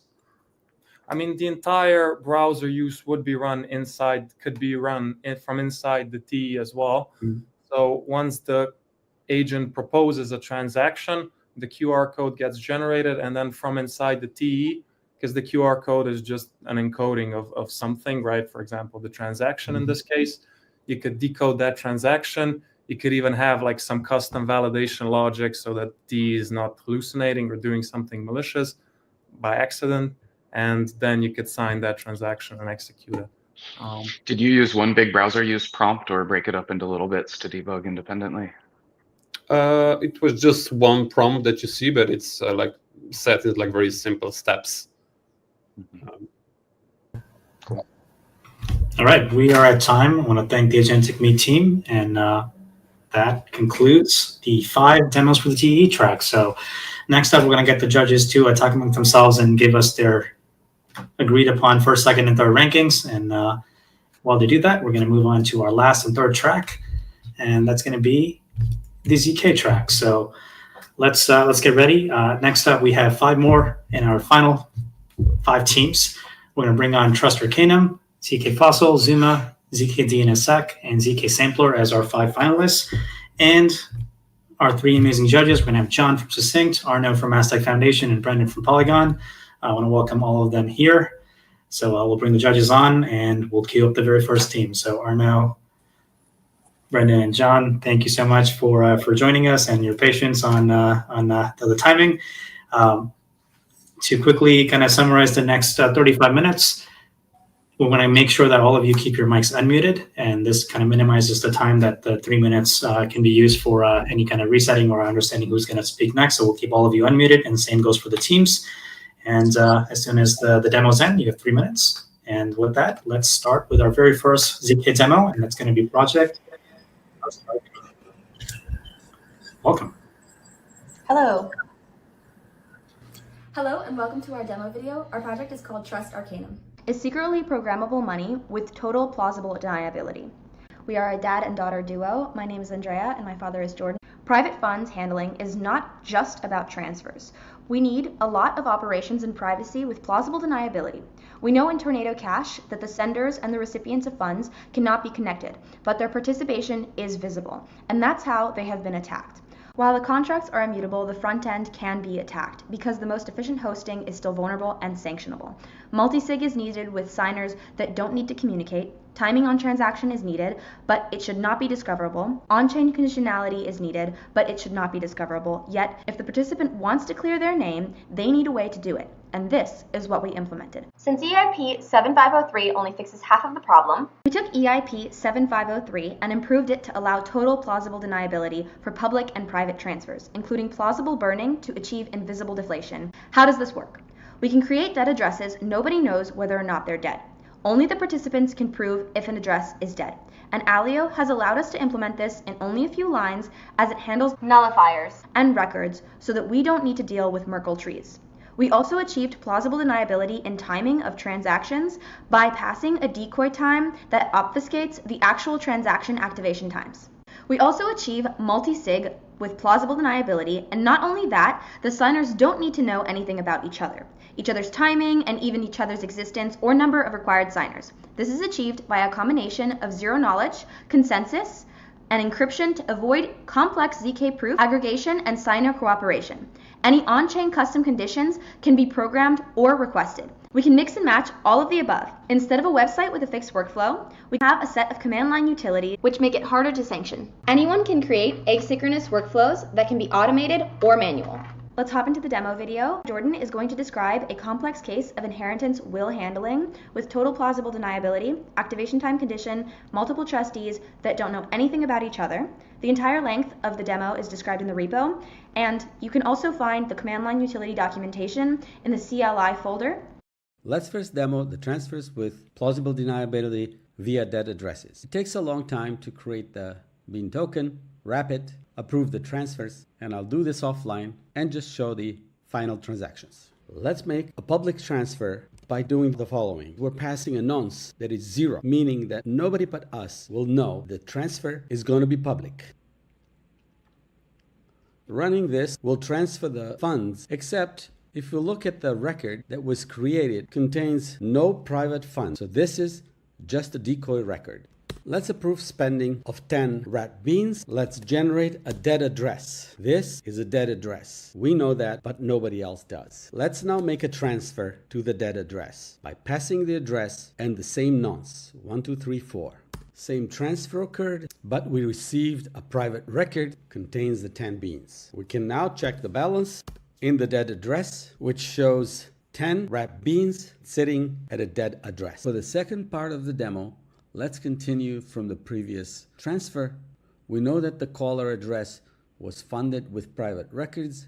Let's use those to set up a will. This created a will record, and now we can continue with a will workflow. This takes time, but the process is described in the demo folder of the repo. Thank you for watching our presentation. All right, there was a lot going on in that demo, so I'll let the judges go into the Q&A. And take it from here. Yeah, cool demo. I guess my question is for reminting. There would need to be like a protocol change. Like if you want to do this on Ethereum, you'd need some way to remint funds. That's that you can. right. Okay. Yeah, reminting on Ethereum discovers the recipient of the mint, and that's a problem. That's the half that we solved. This can only work on Alio, Aztec, or Mina, nowhere else for now. And this is because we need a private record, and that private record can stay private. You could spend the money on another workflow or protocol, and nobody will know you were even ever there. Cool. Can you, I'm sorry for being slow. I'm not entirely sure I get how this is supposed to work. In a like in the example demo that you gave us. Can you in one line just say like what this brings? Okay. The first part of the demo, the transfer, right? Mm-hmm. Okay. I generate a dummy address that nobody has the private key of. Mm-hmm. And I submit a proof that I did that. So then the protocol will send dumb wrapped money there. And then in the back end, unwrap the money and mint it somewhere else. Nobody will know that this was just a send to the garbage, indistinguishable from actual public send. I see. That's so the... Yeah. So is it mostly to kind of obfuscate the transaction graph what you've built? Correct. Well, obfuscate private and public. Yeah, both. Mm-hmm. I think also like obfuscating participation in like a private pool, right? So like if you didn't want to your address to be associated with Aztec or Tornado Cash or like services that provide privacy. Yeah, total obfuscation. Yeah. Mm-hmm. And then we have a workflow for will that just keeps on going. We have time decoys, all kinds of things. Just command utilities for everything. Cool. What was the hardest part of building this over the course of the hackathon? Issues that we encountered with integration with the front end. Encryption primitives were not there, so they're not part of the library. This may be a feedback for maybe both Aztec and Alio. I wish there was a library of cryptographic primitives as part of their libraries. Cool. Are there any cons of this compared to something like Tornado Cash, or do you see it like mostly as like purely more benefits? Well, this has to run on a ZK, purely ZK blockchain. Aztec, Alio, or Mina for now, nobody else. That's the biggest con. But it can skip back to Ethereum, why not? Aztec is layer 2, no problem. Yeah. All right, we are at time. I want to thank both of you for being the first demo. And with this, we're ready to move on to our second ZK demo. And for this, we're going to bring on ZK Fossil. So Nathan and Thomas, welcome. Hi. Hey. Hi everyone, I'm Nathan, and this is a quick presentation of what I built this weekend with Thomas, my friend. It all began with this ETH research blog post about ZK Fossil and inclusion list. The idea here is to replace the fact that on Ethereum for now, only one validator creates a propose a block and add it to the blockchain at each slot. To improve privacy and remove censorship on the Ethereum blockchain, we can have multiple validators participating into the block creation. To do so, we randomly and privately elect them, so only them knows who is elected, and then they can create inclusion lists, which are basically batches of transactions.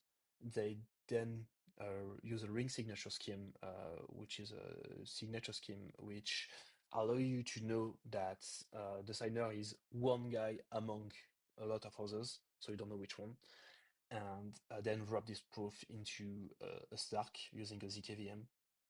And the goal is to have an easy proof to verify and send it to an aggregator, which will take all the proofs together, wrap them up into one single Snark, and add it to the block with all the transactions that had been added into the inclusion list. So our work is split up into two parts. The first one is the ZKVM implementation. So we implemented a ring signature scheme into two ZKVMs, Pico and Success. The idea was to compare them. And on the other hand, we also built a front end in order to explain and to help you understand better what's happening under the hood. So let me explain.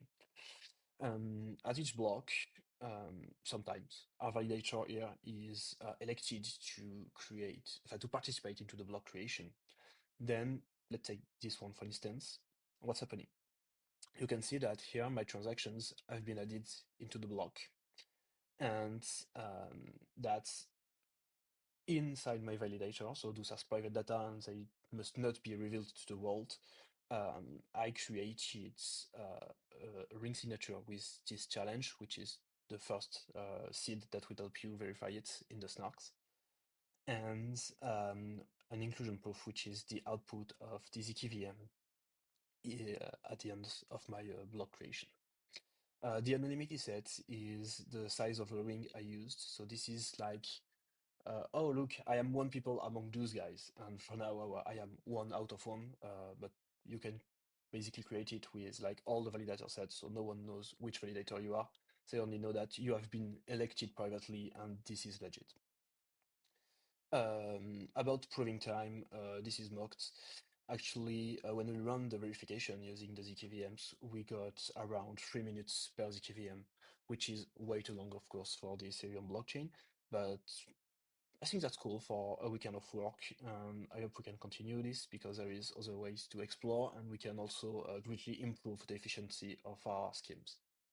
Anyway, thank you guys. I hope you enjoyed it, and see you soon. Amazing. I'll let the judges jump right into Q&A.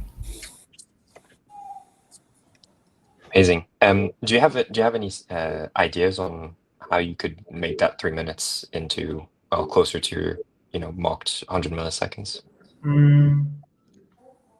We have idea like for the implementation we have currently on the ring signature chain is using SecP and using like Kutchak and SH8, which are not very suitable like for ZK. So we can like use more suitable functions for ZK VMs, which maybe put it closer to that 100 seconds time. I think that's the main idea I have right now. And just to be clear, for the privacy, do you do the succinct thing of you do the proving using the ZKVM and then wrapping in a Groth16 Snark, or like how do you actually achieve privacy? Yeah, that's the idea, to wrap inside a Groth16. Got it. Even if the proving was like instant, would what other costs are there in the system? Like, is there more costs for the validators to like coordinate on these inclusion lists, or is it basically free? We have the ZKVM proving itself, and we also have the ring signature generation, which is like in a linear complexity. So this might be improved also. I mean, we took the first scheme we found and we implemented it. 100% sure we can do better on it. There is also like the amount of messages that will need to be sent across validators and across the network. Also verification time, which might be an issue. I mean, we did not compute them, so I can't say right now, but yeah, we might explore some ways.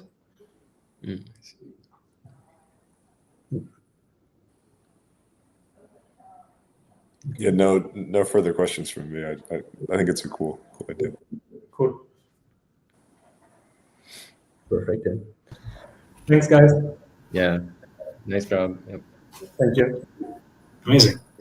All right, well, we are then ready for our third ZK demo, and that's Project Zuma. So I'm going to bring on the Zuma team, and then we'll get started in a few seconds.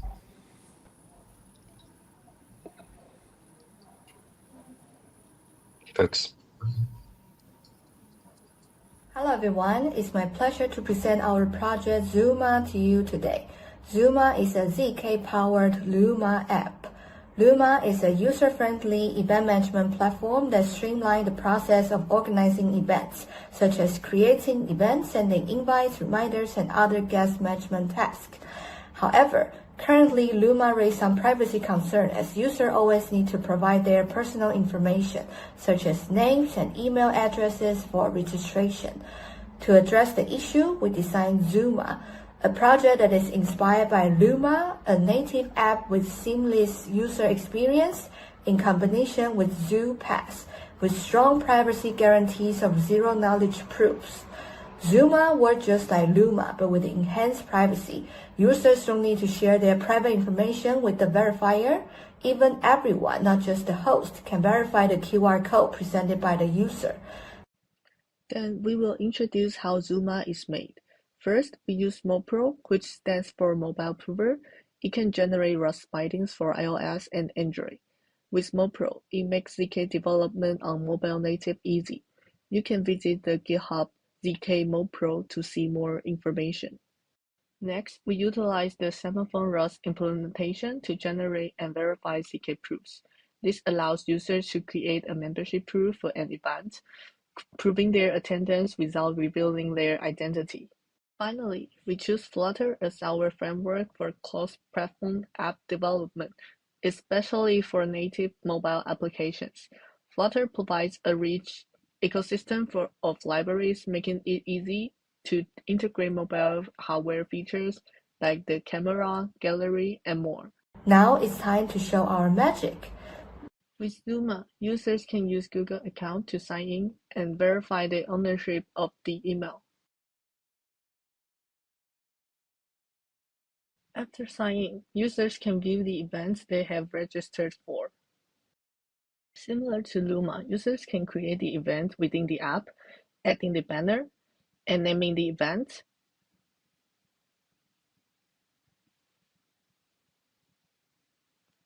Choosing the category, and setting the time, and also choose the location,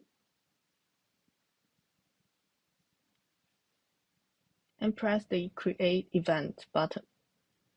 And then you will see your event showed on the home page. Then you will be able to show the QR code that proves your membership of the event. Here is an example of another user. He can find the events on the Explorer and choose to attend this event. Similarly, there is a QR code shows the membership proof. Then other users can scan this QR code to verify this proof.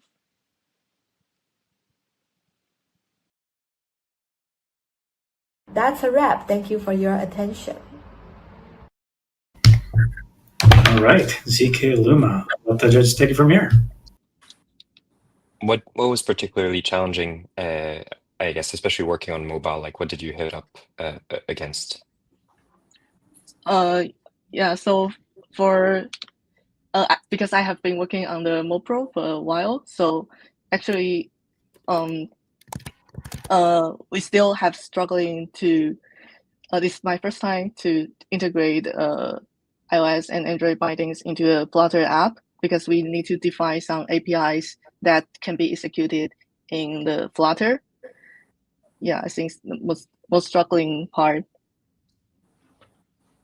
What's the experience like for like mobile proving? I assume that you're generating the proof on the device.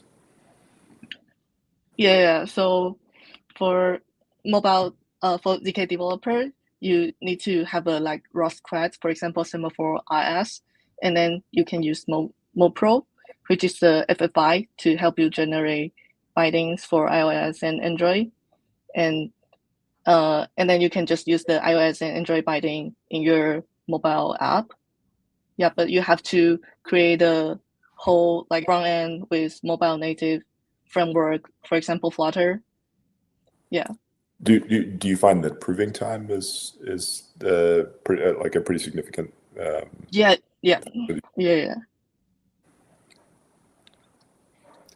And do you guys? Does your app have a server at all, or is it all on the client? Actually, we have a database that to store the users' information, but we don't like host any other server to manage this data. I see. And then when you create the event, do you have to commit to all the people you're inviting, like at once, or is it? How does that work? So when you create, you're like create a semaphore group. So it's like an empty tree of that. And what if there's a new users coming and register for an event, and then your microtree will insert a leaf.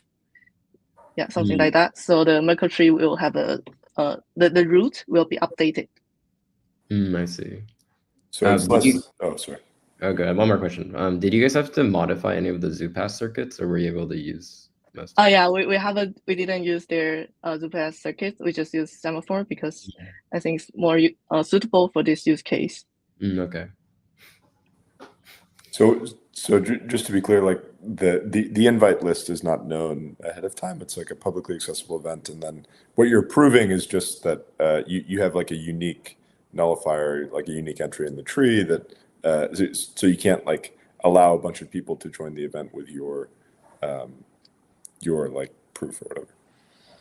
Yeah, currently we don't set any limitations to this invitation, but maybe in the future we can. For example, send via link, or the host can accept or decline this if this person we want to accept. Or for example, we set the maximum leaves number. So for example, over 30 people, we don't accept them.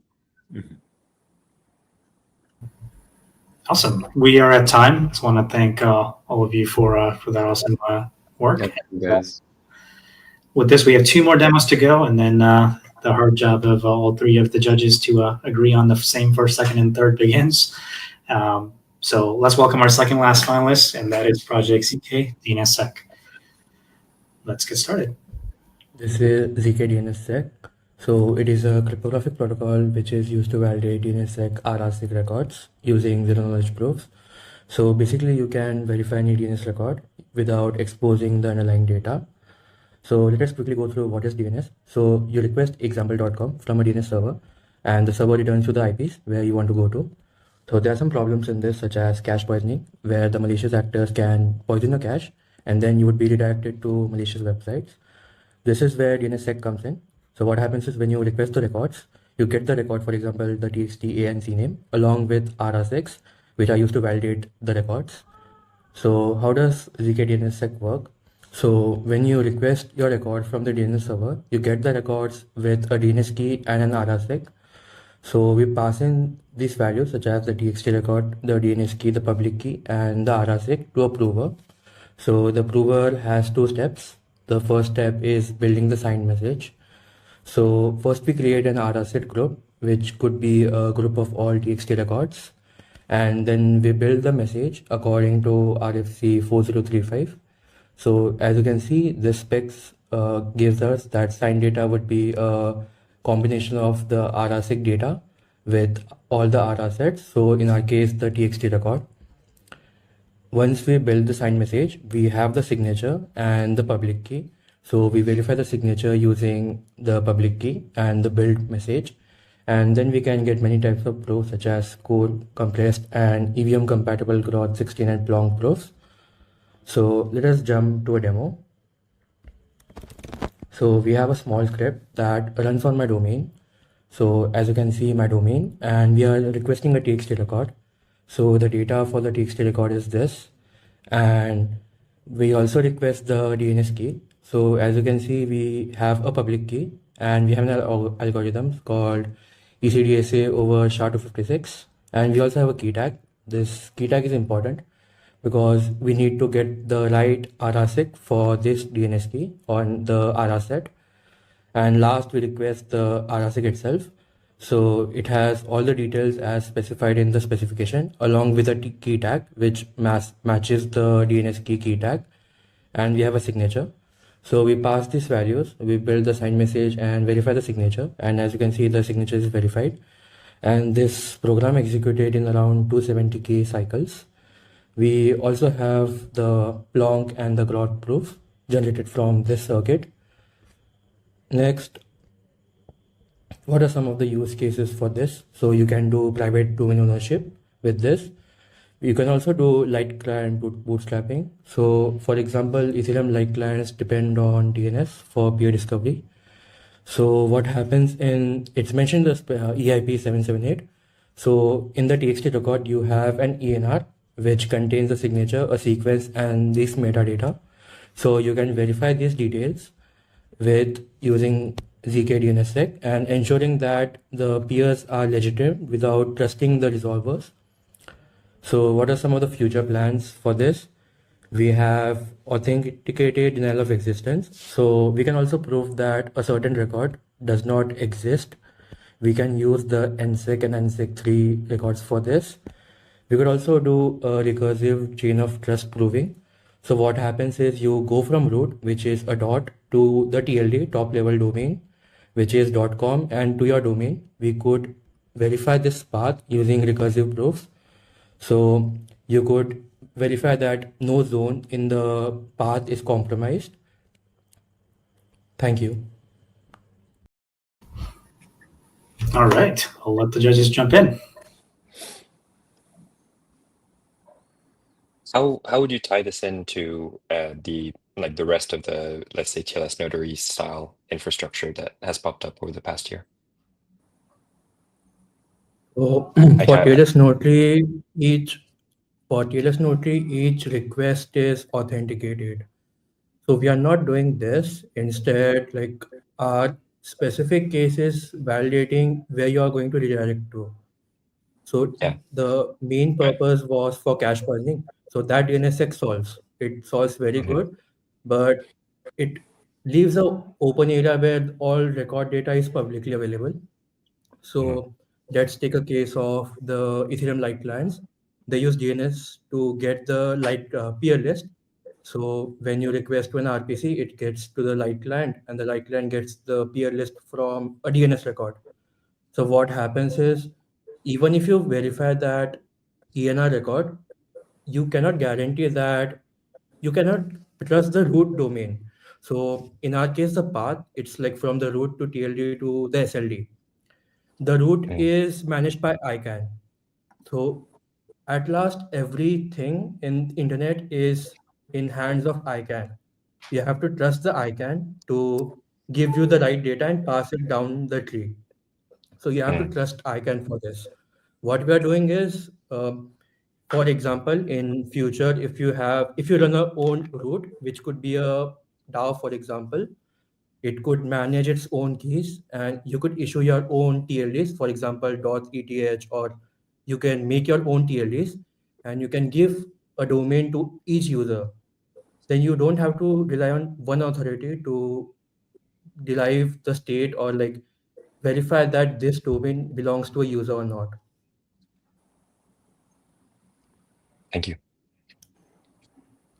Did you run into any problems with like generating the ZK proofs of the DNSSEC stuff?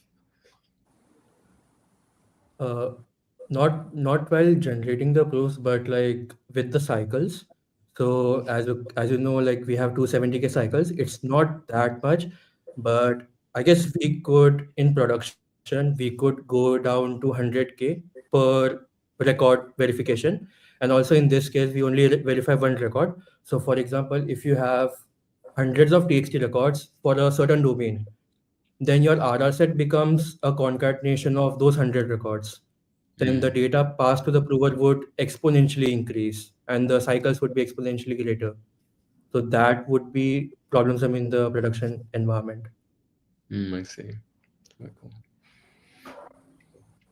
But do you, I mean, maybe a naive question, but you can reuse proofs, right? Like you can, like, is there, like when I make a request for a record and someone else makes the request for the same record, then they can be served the same proof, right?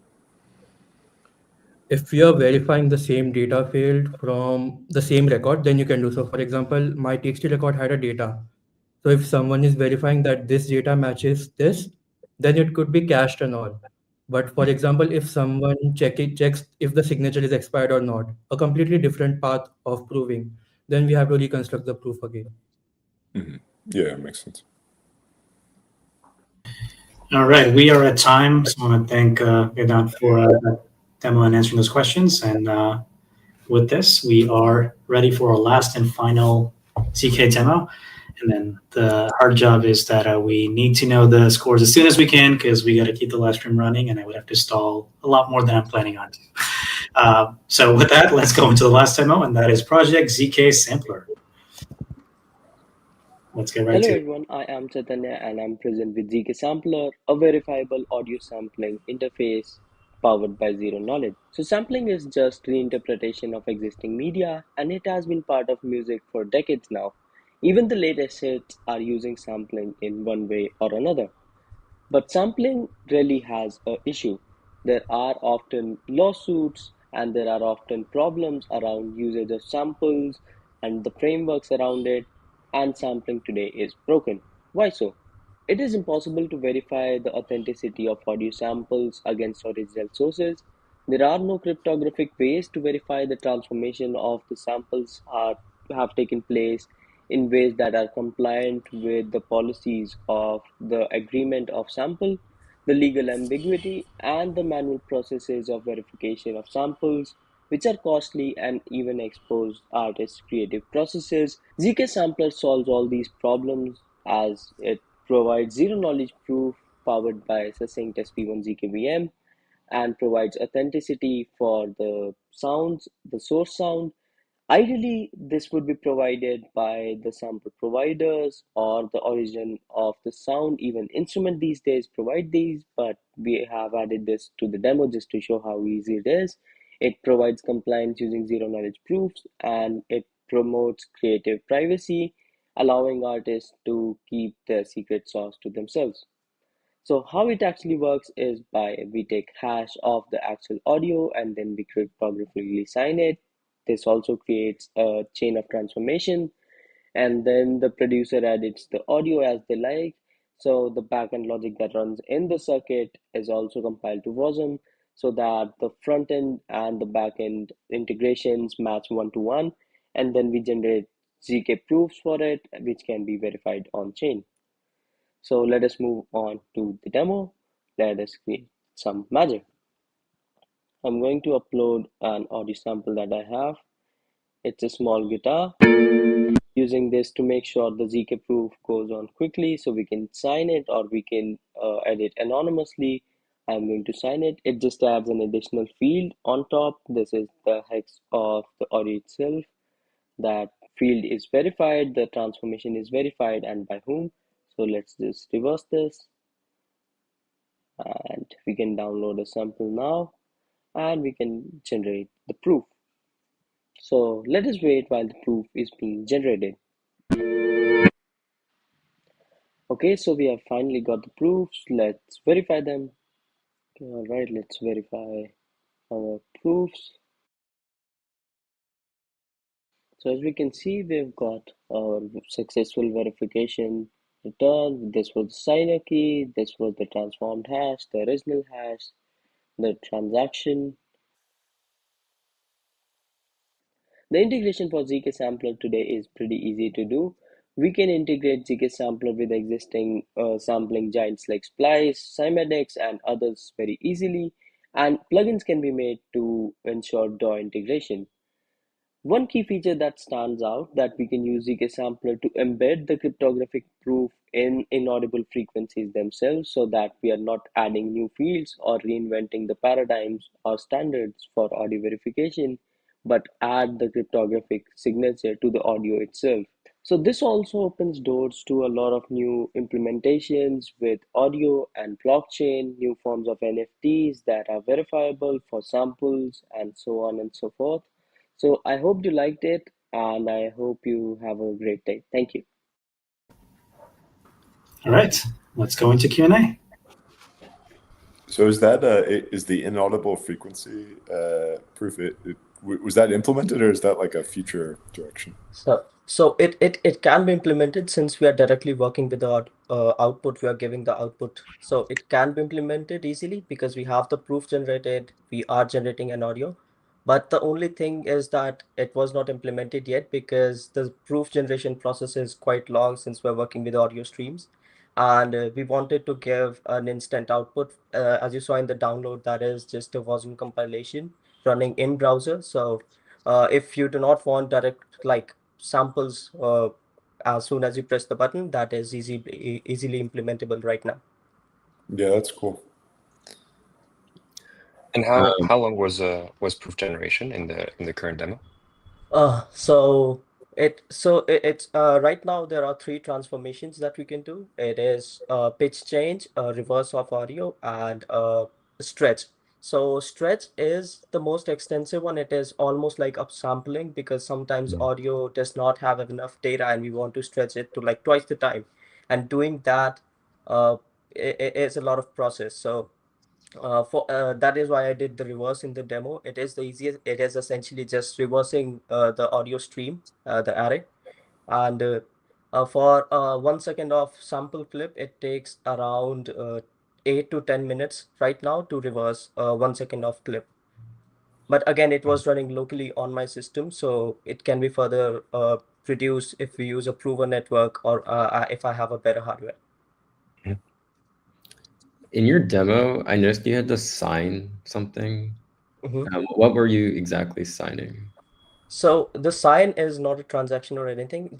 What we sign is the hash of the audio data. So we hash the I16 audio stream, the integer stream of the audio itself, and then we sign that hash. So and as I mentioned in the audio, if it was implemented by the platforms already, this step would move towards their side so that we have a chain of transformation and verifiable history as well.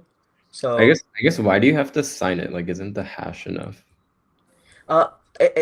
For ownership. So let's say I am an artist, I'm selling you a sample, then you can prove that, okay, this was signed by the original artist or the platform that gives out samples. Oh, I see.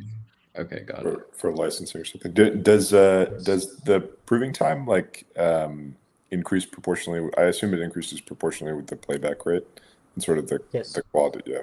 Is it does it get like pretty expensive as you get higher fidelity?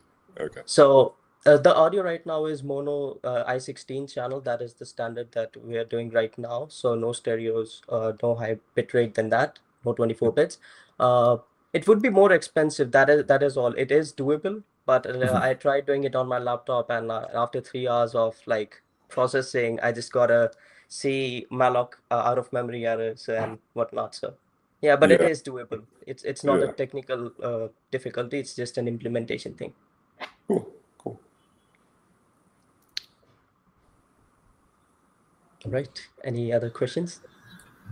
Nothing from my end. So we're also at time, and thank you so much for the last demo. So what we're going to ask is all the judges here to kind of get off the stream and make sure you talk to each other because we got a 7-minute clock here. Maybe that gets to 8 minutes depending on how slow I can talk. But I'll see you all there, and we'll announce all of our winners. So with this, I want to obviously kind of thank all the 5 ZK Knowledge teams. That's Trust Arcanum, ZK Fossil, Zuma, ZK DNSSEC, and ZK Sampler. You all were absolutely incredible. It's also one of those things we've done in a very long time where we live streamed all of the judging and the whole process, and you can see the Q&A and deliberation, and also the the nervous compilation of all the results. So we're going to see how everything shakes out. Luckily, we have all the other winners except the ZK track. Those were the 15 finalists. I want to give a massive shout out to all 15 of these teams on the AI and agents track. That's Glider, Wallet Sheets, Alexandria, Octopus AI, Midcurve.live. On the TEE track, Solopatty, TT, Pastport, Testament, Aentic Me.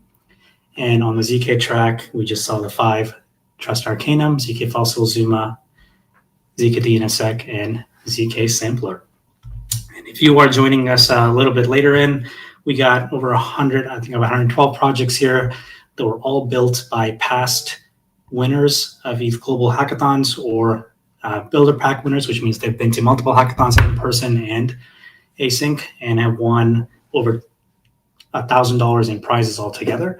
So there's a lot of automatic qualification here that went on to this experiment, and they all competed to be one of the 100 members for each of these tracks.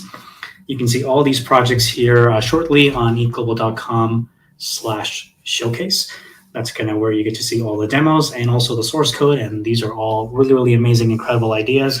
So if you were impressed by something, you actually get to learn how something was done under the hood, whether it's on the ZK side for circuit generation or on the AI side for automating something directly in browser, to the TE side where you actually got to see LLMs and things being used under TE environments and actually managing attestation and signing really well on hardware. So a lot of good stuff here. And of course, we're going to compile the results very soon. So we're going to talk about what the first, second, and third place winners are going to be from each of these tracks.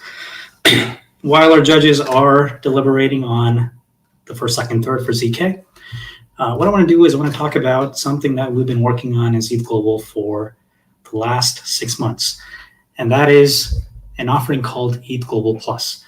We've been doing all these things across the globe for a little bit over 7 years now. And one thing that we've wanted to do for a while is make ETH Global the first and amazing experience for anybody who's trying to get into this space to be the first thing that they do, where they get to seamlessly interact with being on Web3 and smart contracts as part of using any of our products. PAX was the first origination of this whole idea of bringing Plus to life.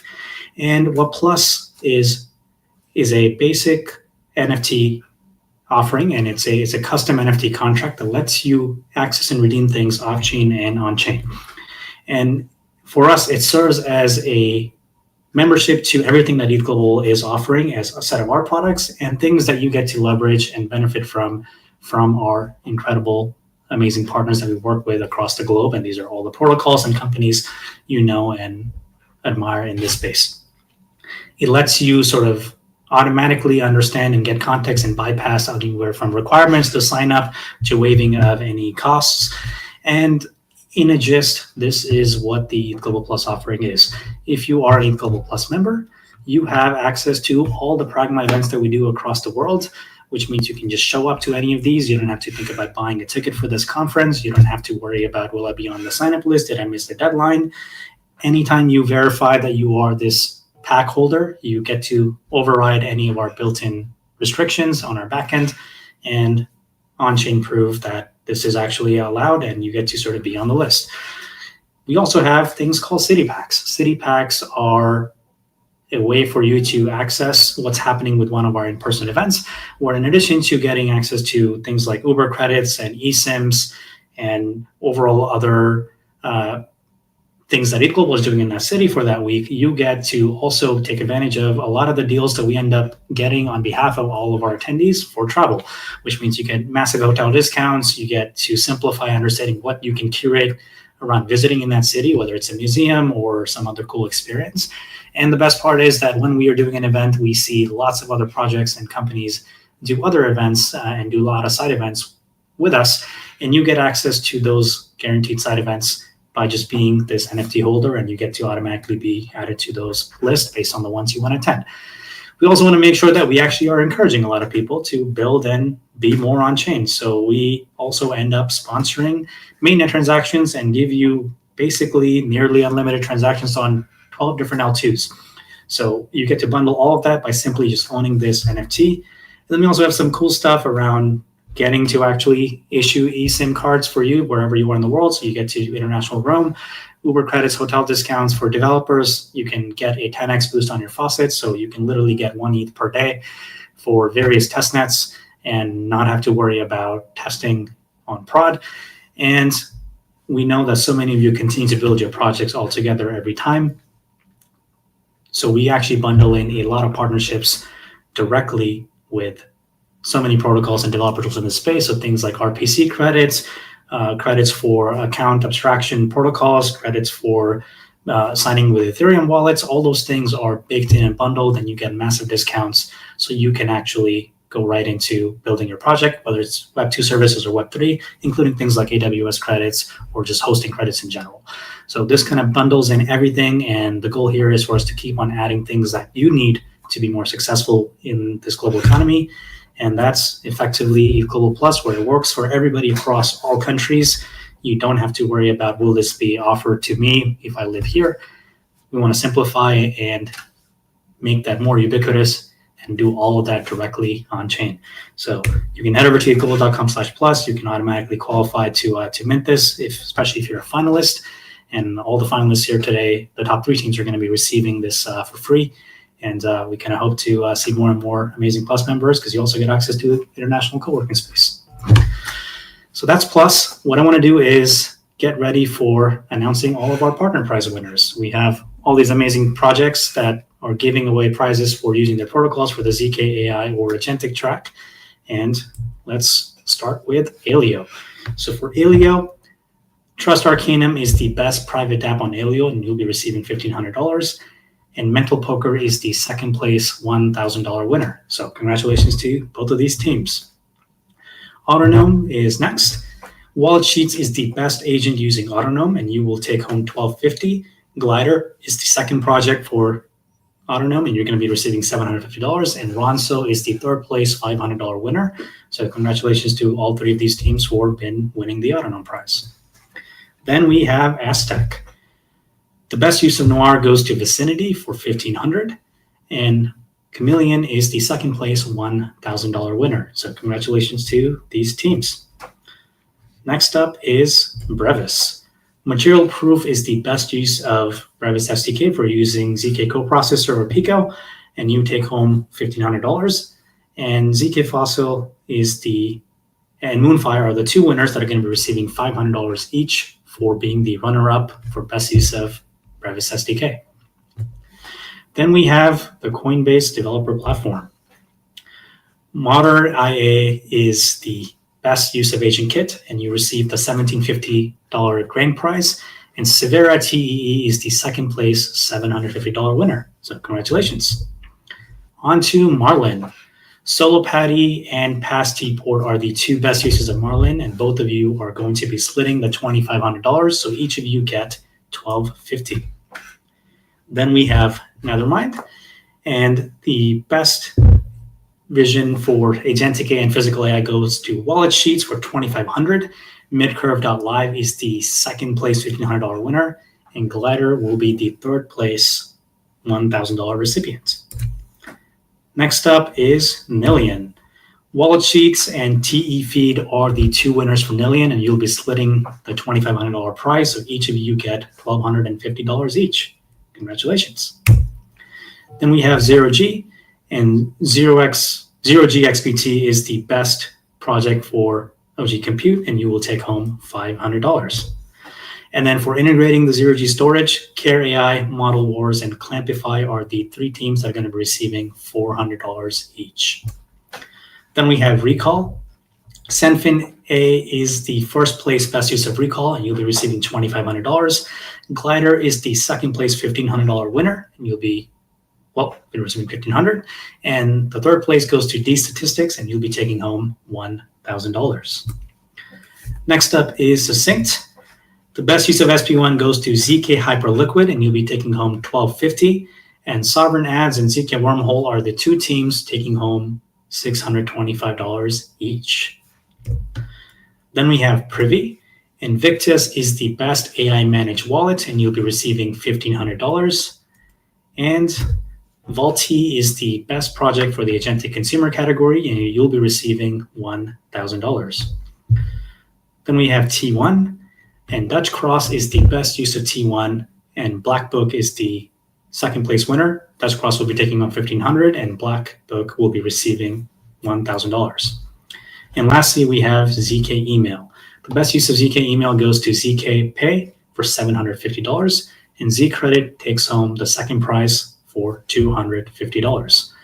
For the best app built with registry proof, SingleFact and ZK Bounty will both be receiving $500 each. Those are all the partner prize winners, and you can see a lot of this on ethglobal.com/showcase. We'll be live on your dashboards very shortly. And kind of quick note on what this means is that all this stuff is still in the pending state, which means we're going to still verify everybody's code base and make sure that everybody followed the rules. And the timeline to send and receive all the prizes is the next 2.5 weeks. We suspect that we'll be able to do this a lot earlier than that, and especially when a lot of you qualify for the Builder Prac and the finalists, which means you will get them 1 week earlier than the 3 weeks that we usually take. And same thing kind of applies for stakes. They will be returned on the exact same timeline. And just as a note, we are no longer allowing you to reuse the stake for future events, so every stake will be returned, and you get to restake them for future events instead of carrying a balance. Okay, let's get ready for, well, a lot of things we wanted to do for this event, which is making sure that all of you are all set to understand who the winners are. So we have all of our amazing winners, and we're going to jump right into this immediately. 15 finalists and 9 winners. First place from each track is going to get $6,250. Second place is going to get $3,750. And third place is going to be receiving $2,500 cash. This is per team. So without further ado, let's go. We'll jump right in. In addition to all of these cash prizes, every winner will also qualify for being a Trifecta finalist, and they'll receive the Trifecta finalist pack, which is an on-chain primitive, and that also guarantees you an additional 12 months on ETH Global Plus, a $500 flight credit to the next ETH Global in-person event, an on-chain proof of obviously being the best of the best here. And we're doing a lot more events with founders across the globe, so you get to be part of these private conversations that are more intimate with a bunch of these founders in this space that you know and respect, and talk to them and ask them more questions. And over $15,000 of developer credits in Web 2 and Web 3, so anywhere from Notion to AWS to things like RPC credits and wallets. And talking about the events, you get a flight credit to any of these 6 events. So ETH Global Taipei, which is actually next week, to Prague, Cannes, New York, New Delhi, or Buenos Aires. Those are the next 6 upcoming events from us in person. You get to meet us in any of these events in addition to Pragma. That's kind of the prize for these 9 teams.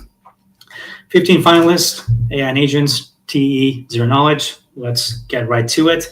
The winner for the AI and agents track is Wallet Sheets. They're coming in first. Midcurve.live is the second place winner, and Alexandria comes in third for being the third best AI and agents project for Trifecta. So massive congratulations to all 3 of these teams. Next up, we have TEs. Pastport is the best TE project for Trifecta. TT is the second place winner, and Testament is the third place for the TE track. So these are the 3 incredible teams. Congratulations. And last but not least, ZK Sampler is the best ZK project from Trifecta. Zuma comes in second place, and ZK Fossil is the third place winner for the Zero Knowledge track. These are all of our incredible 9 winners. Congratulations for participating and being part of the very first ETH Global competition. Your prize and your credits will be soon available on your project page on Showcase and your Hacker dashboard. And want to make sure that we give you a massive shout for experimenting with us and actually building this amazing work, just building this amazing project, do this amazing work on just over the course of a weekend. So to conclude, we want to talk about what's next for ETH Global. We want to say some thank yous and talk you to where you can meet us next in person. I want to thank all the 300 hackers who participated in this very first of a kind event. We're definitely going to learn a bunch of things from this and amend those things and iterate and do more of these types of events in the future. I want to thank obviously our judges and partners, especially the 9 judges who came in and gave live feedback to all of the teams. I want to thank all the amazing set of partners who work behind the scenes to not only review all your projects, but be there to help you and support you for building your hackathons over the weekend. And a massive shout out to the ETH Global team who did so much more behind the scenes. So massive shout out to Jay, Feng, Alex, Karen, Aubrey, Val, Pascal, Richa, Sophia, Calvin, Maggie, Nuno, Fred, Anna, Moaz, Emily, Jacob, Andrew, and Liam. And last but not least, I want to talk about what's upcoming. So we have a few more hackathons that were already public, and there's a few more we're going to announce very soon. Our next and our first in-person hackathon of the year is going to be in Taipei. That is next Friday on April 4th.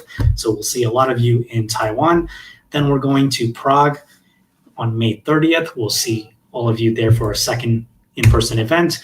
We're going to be working with the HCC team to do a massive hackathon in Cannes on July 4th weekend. They'll be in France. Then we're going to go into New York on August 15th and repeat ETH Global New York. Then we're going to do our first event in New Delhi with ETH Global New Delhi on September 26th. And ETH Online will be our biggest async hackathon that we do every year, and that's going to take place for the entirety of October. And our last in-person hackathon is going to be in Buenos Aires with DevConnect, and that takes place November 21st. So we'll see a lot of you there. All these events are live and available for you to sign up and apply to. You can head over to ethglobal.com. And I want to thank everybody for being part of the very first competition and making Trifecta a massive success. We'll see you all in Taipei in person soon and in our future async events over the next couple of months. So with that, thank you so much, and we'll see you all offline and soon more async. Take care, everybody. Goodbye.